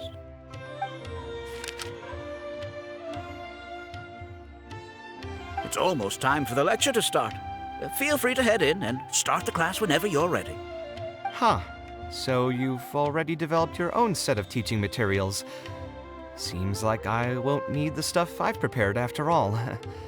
Anyway, shouldn't be a problem. I'll just go ahead and use your materials. There's something else I want to ask, though. This isn't going to be a large class, is it? No need to stress. There are only 20 people in this class. There are 14 classes at my training center. Out of all of them, the first class has the best grades. so I've directed them to you. We'll see how well they take to your lectures. 20 people, huh? All right. I think I can handle that. Oh, and one last thing. In the interest of keeping a quiet learning space, only instructors and students are allowed in the classroom when class is in session. I'm sorry to say this, but your friend will have to wait outside while you teach the class. Sorry about that. I'll meet you at the door when the class is over then.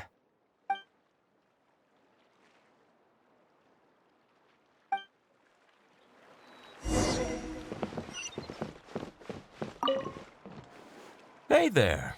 Can I help you? Oh, Alkami? You mean that rich guy who's been making quite the name for himself? Yeah, he commissioned a set of furniture from me a while back. Paid a great deal of mora for it, too. I heard he earned a fortune working as a renowned architect. Now he's opened a training center so others can follow in his footsteps. If the tuition wasn't sky high, I'd enroll my child in a heartbeat. Architecture really sounds like a lucrative profession.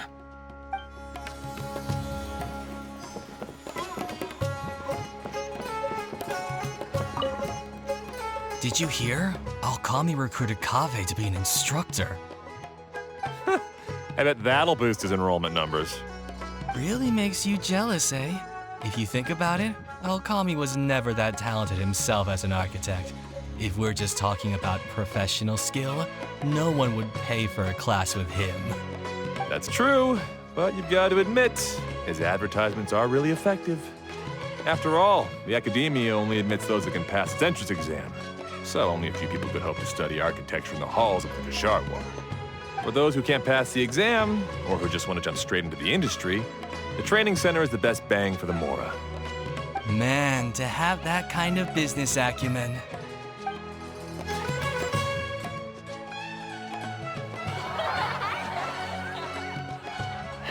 All right, everyone. There's no need to be nervous. Class is over, so we can just chat for a bit. I shouldn't have lost my temper during the lecture. Did I scare anybody? No, you weren't scary at all, Mr. Kaveh.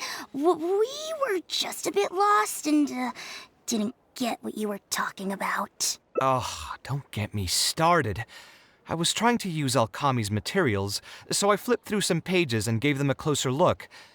The more I read, the more upset I became. Alkami may fool an amateur, but he can't fool anyone who's active in our profession. The materials he made are completely useless for teaching real architecture.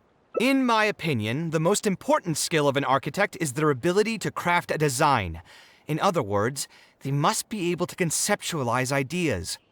There are tens of thousands of buildings in the world, as well as a countless number of architectural styles. Some designs emphasize aesthetics, while others prioritize practicality. The architects who can critically evaluate the quality and fit of different designs are those who can come up with great designs of their own. But you won't get any of that from the teaching materials they're using here.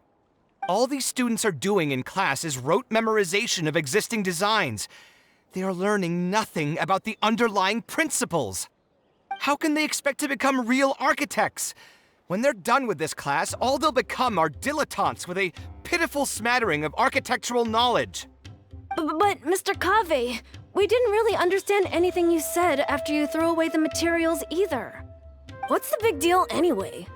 It's not like we're looking to make some works of art. We just want to make some mora. You're studying architecture to make mora? Yeah. Why else would we be studying here? My biggest dream is to become someone like Mr. Alkami. Once I finally make my fortune in architecture, I'll be able to buy anything I like. Huh. In that case, I'm afraid you'll probably be disappointed. The reality is that the work of an architect is very difficult, and the pay is not lucrative at all. Believe me, I'm a perfect example. But how? Mr. Alkami just told us last night that you made a killing by building the Palace of Alcazarzaray. He also said that as long as we graduate from his class, waves upon waves of people will reach out to us with private commissions, and we can just sit back and wait for Mora to fill up our pockets. It won't be long before I can put these miserable days behind me. Come on. And you all believed everything he said? But Mr. Alkami is really rich, isn't he? You... It's pointless trying to argue this with you right now. You've already filled your heads with pipe dreams. Let's go, Traveler. Let's hear about Alkami's true plans from the man himself.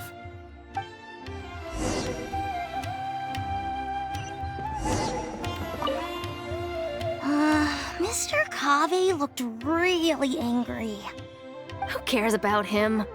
Maybe he's just worried that we'll take all of his commissions once we finally graduate. But that can't be it, right? Mr. Kaveh is super famous. Who knows? My dad told me the more famous someone is, the more arrogant and stubborn they become. Approachable people like Mr. Alkami are the rare ones. What's wrong, Kaveh? You look quite flustered. Did one of my students offend you? Were the students not astute enough for your liking? I must implore you to go a bit easier on them. After all, they're nothing like the genius scholars you're used to dealing with at the academia. We don't need to strive for perfect understanding. As long as some knowledge has been passed on, that's good enough. Yeah, I'm mad at them. But I'm even more upset that you're scamming people under the guise of teaching them about architecture. The students are all here hoping for a quick way to make money, but we both know that an architect's life is hard and exhausting. Just a little while ago, I was toiling over the 6th draft of a design for a client. If your client is unhappy, you can't break ground, and the longer a project goes, the longer it takes for you to get paid in full. What's worse, if your client disappears in the middle of a project, good luck getting anything from them ever again. You know all of this just as well as I do. Why lie to them? Look, Kaveh, you may be the light of Ksharawar, but like I said, you still have a lot to learn about making Mora. You may deny it all you want, but it's a fact that in today's Sumeru, architecture is a terrible profession. Our clients care very little for the effort we pour into our designs. Instead of appreciating us, they spend all their time nitpicking details and demanding changes, often forcing all kinds of ridiculous ideas onto us. I suppose that's more or less true. Go on. Why should we cling on to a profession that's difficult and unrewarding? If the field is dying, then a person who still wants to make a good living will just have to change their strategy. If it's near impossible to make money as an architect, then why not just establish a training center and train other people to become architects in our stead? Wait, how does that make any sense? Aren't you just leading them into the same trap? We are already stuck, my friend. The more people we can lead into this pit and stack as padding beneath our feet, the more comfortable our lives will be. That's right. Making money as an architect is a slow and agonizing process. In comparison, earning tuition from a training center is far easier. None of the students will ever know, however. In their eyes, all of my income was earned during my years as an architect. It's easy for them to fall for my promise. After all, everyone wants to live the dream of being the person who can spend millions without batting an eye. The more students I get, the more money I earn. And the more real that dream becomes. And then what? Once they graduate, they'll still find out the truth about architecture and struggle to stay afloat amid all the problems we already talked about. When that happens, your facade will pop like a soap bubble. No one will believe you anymore. Ah, but that's just one way to look at the problem. No two people have the same amount of talent. Even if they fail to strike gold in the future, you can't say that it's my fault and mine alone. Oh, and also, I never actually promised that they would achieve financial freedom as long as they become architects. All I did was nudge them towards that belief. I'm not even scared if they do come back and stir up trouble. My training center has all the required permits and certifications. Even the Dendro Archon herself couldn't find fault in any part of my business. How can you sleep at night knowing that you're doing all this? Tell me, is your heart carved out of brick and stone? I can't believe that I once saw you as a decent human being. I am beyond disappointed in you. And the same goes to you. How many years has it been since you graduated from the academia? If you still can't accept something like this, do you just plan on keeping that worthless naivete of yours until the end of time? Only fools will see art as revered and sacred. In the end, art is just another business. Being successful at running a business is an art form in itself. I urge you to think about what I've said. Offloading your pain onto others is the only way a person can live comfortably in this world. As the light of the Ksharowa, you've accumulated plenty of fame and respect. It's high time that you use those resources to improve the circumstances of your own life. Think it over, Kaveh. I still believe our collaboration could be very fruitful.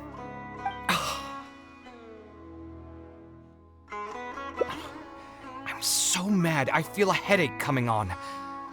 There's nothing more I can say to him. I'll resign from my position as instructor.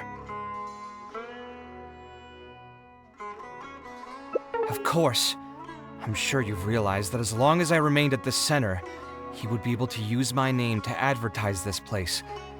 Even if I just sit back and do nothing, others will be deceived and suffer because of me. He is right about one thing, though. These kinds of training centers are everywhere. And even if the academia was to find out about it, it's unlikely that they would take any real action against it. The most that they could accuse him of is false advertising. And even that would be hard to prove. Oh? Did you notice something else? Yeah, you've got a point. The rate he gave me was 300,000 mora per lecture. That probably came out of the students' tuition. And who knows just how much he's been charging the students for attending his classes. If you're gambling everything on making it rich as an architect, are you really going to have the mora to pay for that kind of tuition? Right. We should hurry. The students didn't believe a word I was telling them. They're still daydreaming about making millions. We're never going to get any information from them again if we let Alkami talk to them first. Let's move now before he's had the chance to react.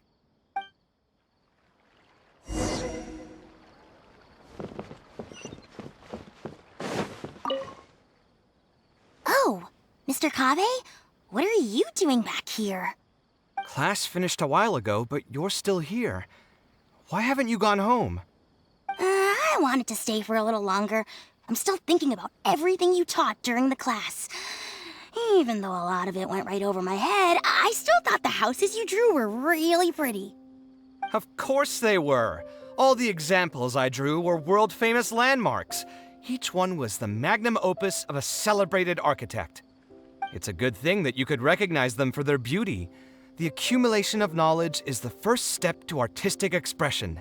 Instead of rote memorization, you should try to relate and to understand, and after that, try to resonate with the work.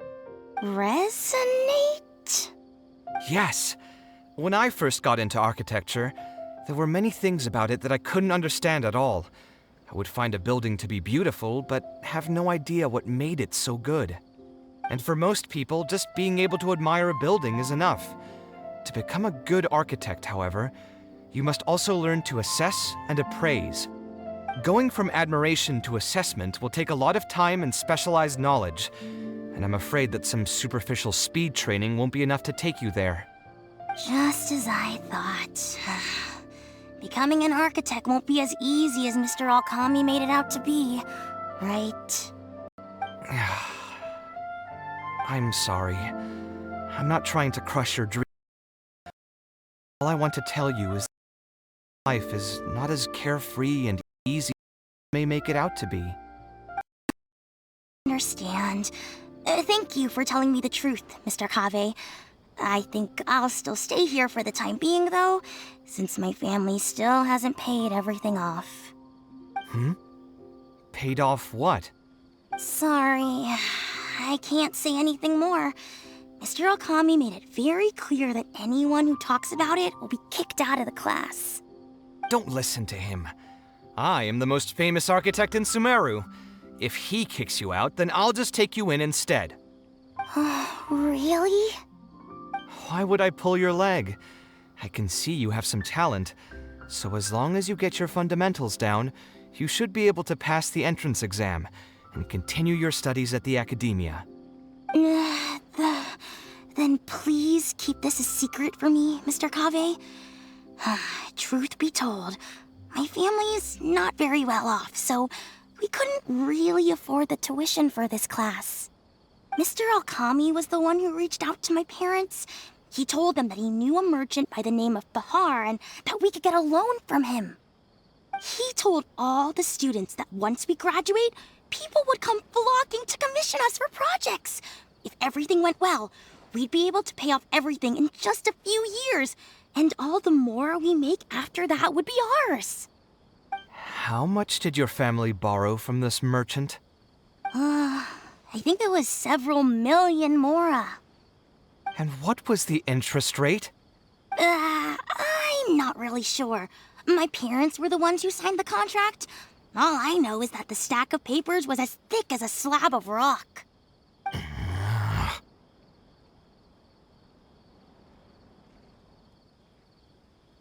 Yeah, I have a bad feeling too. Something about the whole thing feels dastardly familiar.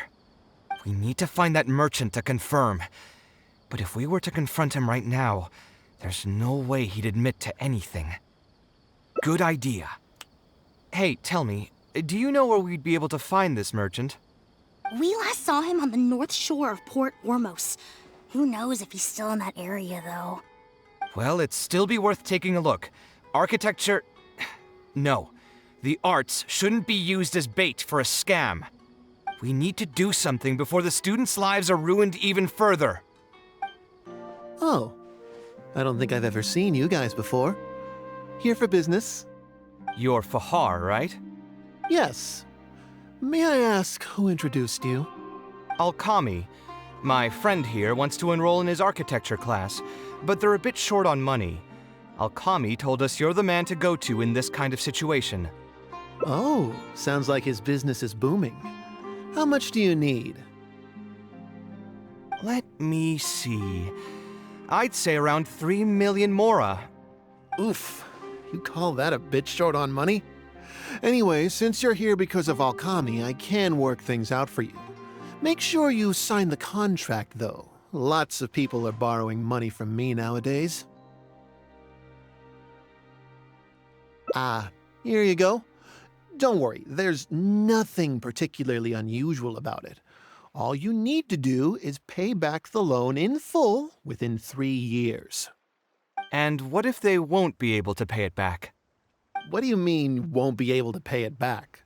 Once you graduate from Alkami's place, you'll be making millions of mora a year. Easy! At that point, paying this off will be a piece of cake. And even if you were to run into some difficulties and need to delay the installments, it's no big deal. We're all reasonable people here. If you can't pay quickly, you can just pay it back over a longer period. All that would change is your interest rates would get a little higher. It's hard work running a business. If we're taking risks to supply you with mora, it's only fair that you take on a bit of the financial risk as well. Anyway, there's no point in tying yourself in knots over the contract. With the way you're reading every single line, it's like you're worried you're about to get scammed out of your whole life savings. Why would I lie to you? Tons of students at Alkami's place have signed the contract. Aren't they all doing pretty well for themselves? I just did some calculations in my head. When you say the interest will get a little higher, do you mean it'll get higher than 30%? Of course, the contract did a great job of trying to obfuscate that fact. It only listed the amount that you'll have to repay every day, which gives the false impression that the amount hasn't actually increased by all that much. If you actually do the math, however, it's clear that the amount you need to pay on interest alone will amount to hundreds of thousands of mora per year. Most people can't even make that much mora in a year. Your greed really knows no bounds. Even my creditor doesn't dare to raise rates that high. Once a family's signed on to a scheme like this, there's no getting out. What are you trying to say, huh? I figured something was off when two well-dressed people came looking for a loan. Think you got the better of me? Too many people are sticking their noses where they don't belong these days. Luckily for me, though, this is a pretty secluded spot. Hey, come out and teach these guys a lesson! Eremites? I've already fought off more than my fair share of them when I was working in the desert. There are only a few of them, so they shouldn't pose much of a threat. Marak, you're up! Come at me!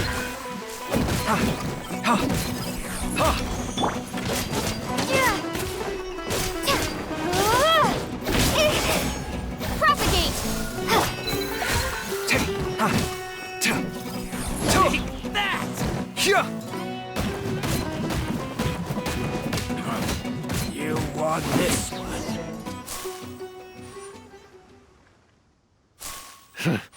Who are you, and what do you want? I don't think we've done anything to hurt or offend you, so why go this far to destroy my livelihood? Debt has the power to upend your whole life. I know very well just how miserable living in debt can be. But my debts are the culmination of many different factors, and my interest rate is still somewhat reasonable. As long as I continue to work with my situation in mind, my debts will eventually be paid off. But these students are different. They have neither the mental preparation nor the financial resources to pay back a debt like this. You sold the dreams of becoming an architect to the students as bait, urging them to take on insurmountable amounts of debt to satisfy your greed. Ha! Everyone knows there's no such thing as a free lunch. It's their own fault for falling into the trap. And if we're going to talk about greed, aren't those students the ones who are blinded by it? They completely ignore the risk that's right there in front of them. Ha! And here comes the silver tongue. Surely you use that to reel in the students as well. Even now, many of them are still hopelessly dreaming of striking gold after they graduate. People grow by learning from their mistakes. I hope this will be a valuable lesson to them. Let's head back to the academia and turn this guy over to the Matra. They should be able to link him with Alkami's business.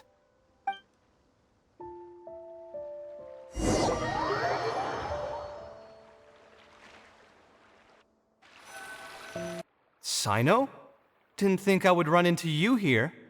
My vacation just ended not too long ago, so I'm going over some cases at the academia. Who's this?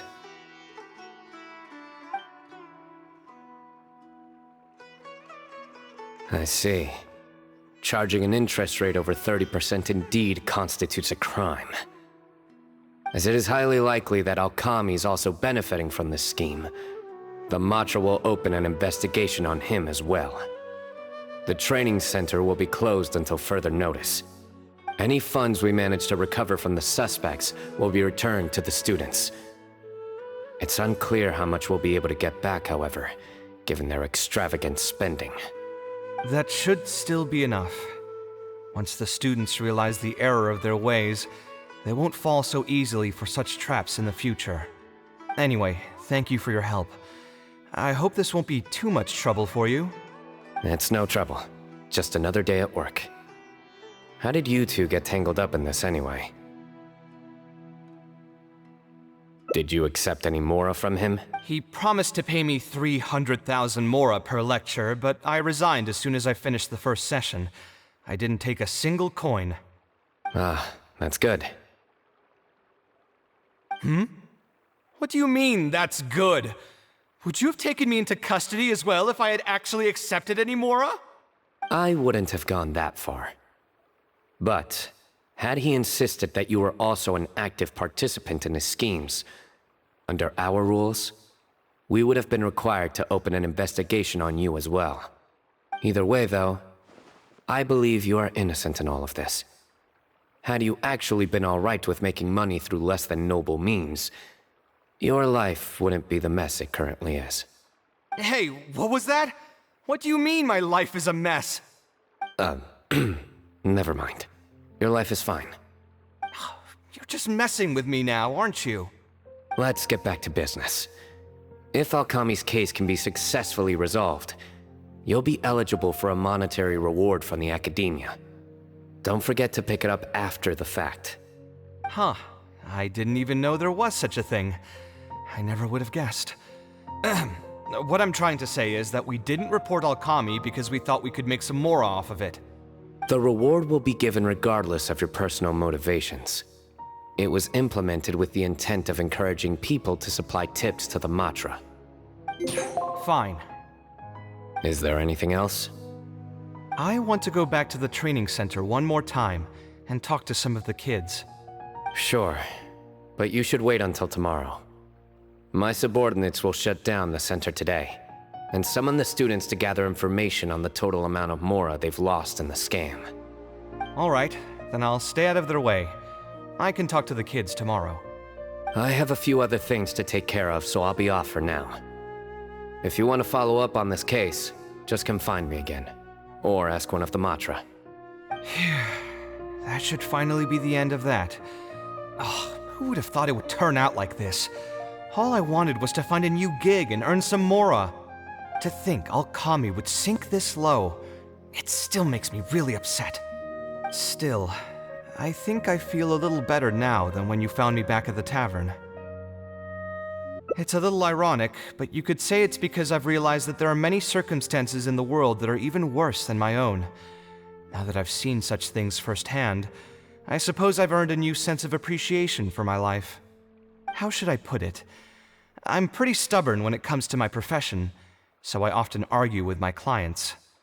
The arguments are usually extremely frustrating, and every once in a while I'd wonder if I only became an architect because fate wanted me to pay for some sins I'd committed in a previous life. Alkami's suggestion would have allowed me to quit my life as an architect and earn money solely from my reputation. But now that I've experienced that for myself, I can confidently say that I'd never want to do it again. Every scholar has their own sense of pride and a line that they don't like to cross. Of course, when faced with the vicissitudes of life, some will surrender these things to seek a more comfortable life. I can understand that. Just speaking for myself, though, I don't think that's something I'd ever be able to do. The voice in my heart would just keep repeating one thing. The moment I turn away from my dreams would be the moment my career ends. If I stopped devoting everything to my creative activities, I'd be able to lead a more comfortable life, but at the same time, my sense of intuition and understanding for the arts would also begin to degrade. At that point, any materialistic ease I may have gained in life would just become another form of torment. In comparison, my current life comes with its share of difficulties, but at least I'd never have to deal with that kind of existential reckoning. I appreciate it. You may call me conceited for this, but I would also like to think I'm talented enough to be able to lead a decent life without compromising my pride. It's certainly not easy, but I want to keep at it. My thanks again for being such a great help throughout all of this. I'm planning to pay another visit to those kids tomorrow. Want to come with me?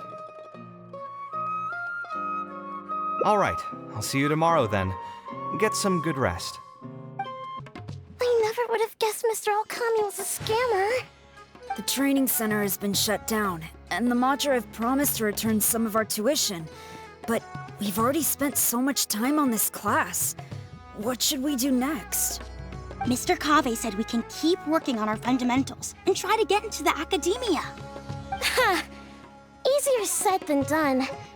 If it was easier to get into the academia, none of us would have signed up for the class in the first place. Only the best of the best can get into the academia studying on their own. Mr. Kaveh might be willing to teach us. Why? What reason does he have to stick around? So, you're the only ones that showed up today, huh? Huh? Kaveh's here! Now, that's Mr. Kaveh to you. I'm here as your instructor, so let's keep things a little more proper. I'll keep instructing you for a while longer. You can pass on the message to the other students. As long as someone wants to come, they can join the class. Oh, also, I'm usually pretty busy, so I'll only be able to teach architecture fundamentals on my days off. Another disclaimer, I can't promise that you'll all be able to understand everything I'm going to teach. Architecture is not an easy profession. Aesthetics aside, even the basics of safe design can already be a handful for most people. If you want to design safe buildings, you'll have to go through a systematic study of structural engineering. And just as a heads up, all of this will be a huge step up from the superficial stuff you were learning before. It'll take both talent and perseverance to get through the course. I don't want to hear anyone say that I didn't warn you. We'll try our best. It seems some of you are really serious about this after all. All right, everyone, pack your stuff up. No need to prepare much for today's class. We're going to go on a quick field trip. You'll know once we get there. Come on, let's get going. We'll be off once everyone's grabbed their pencils and sketch pads.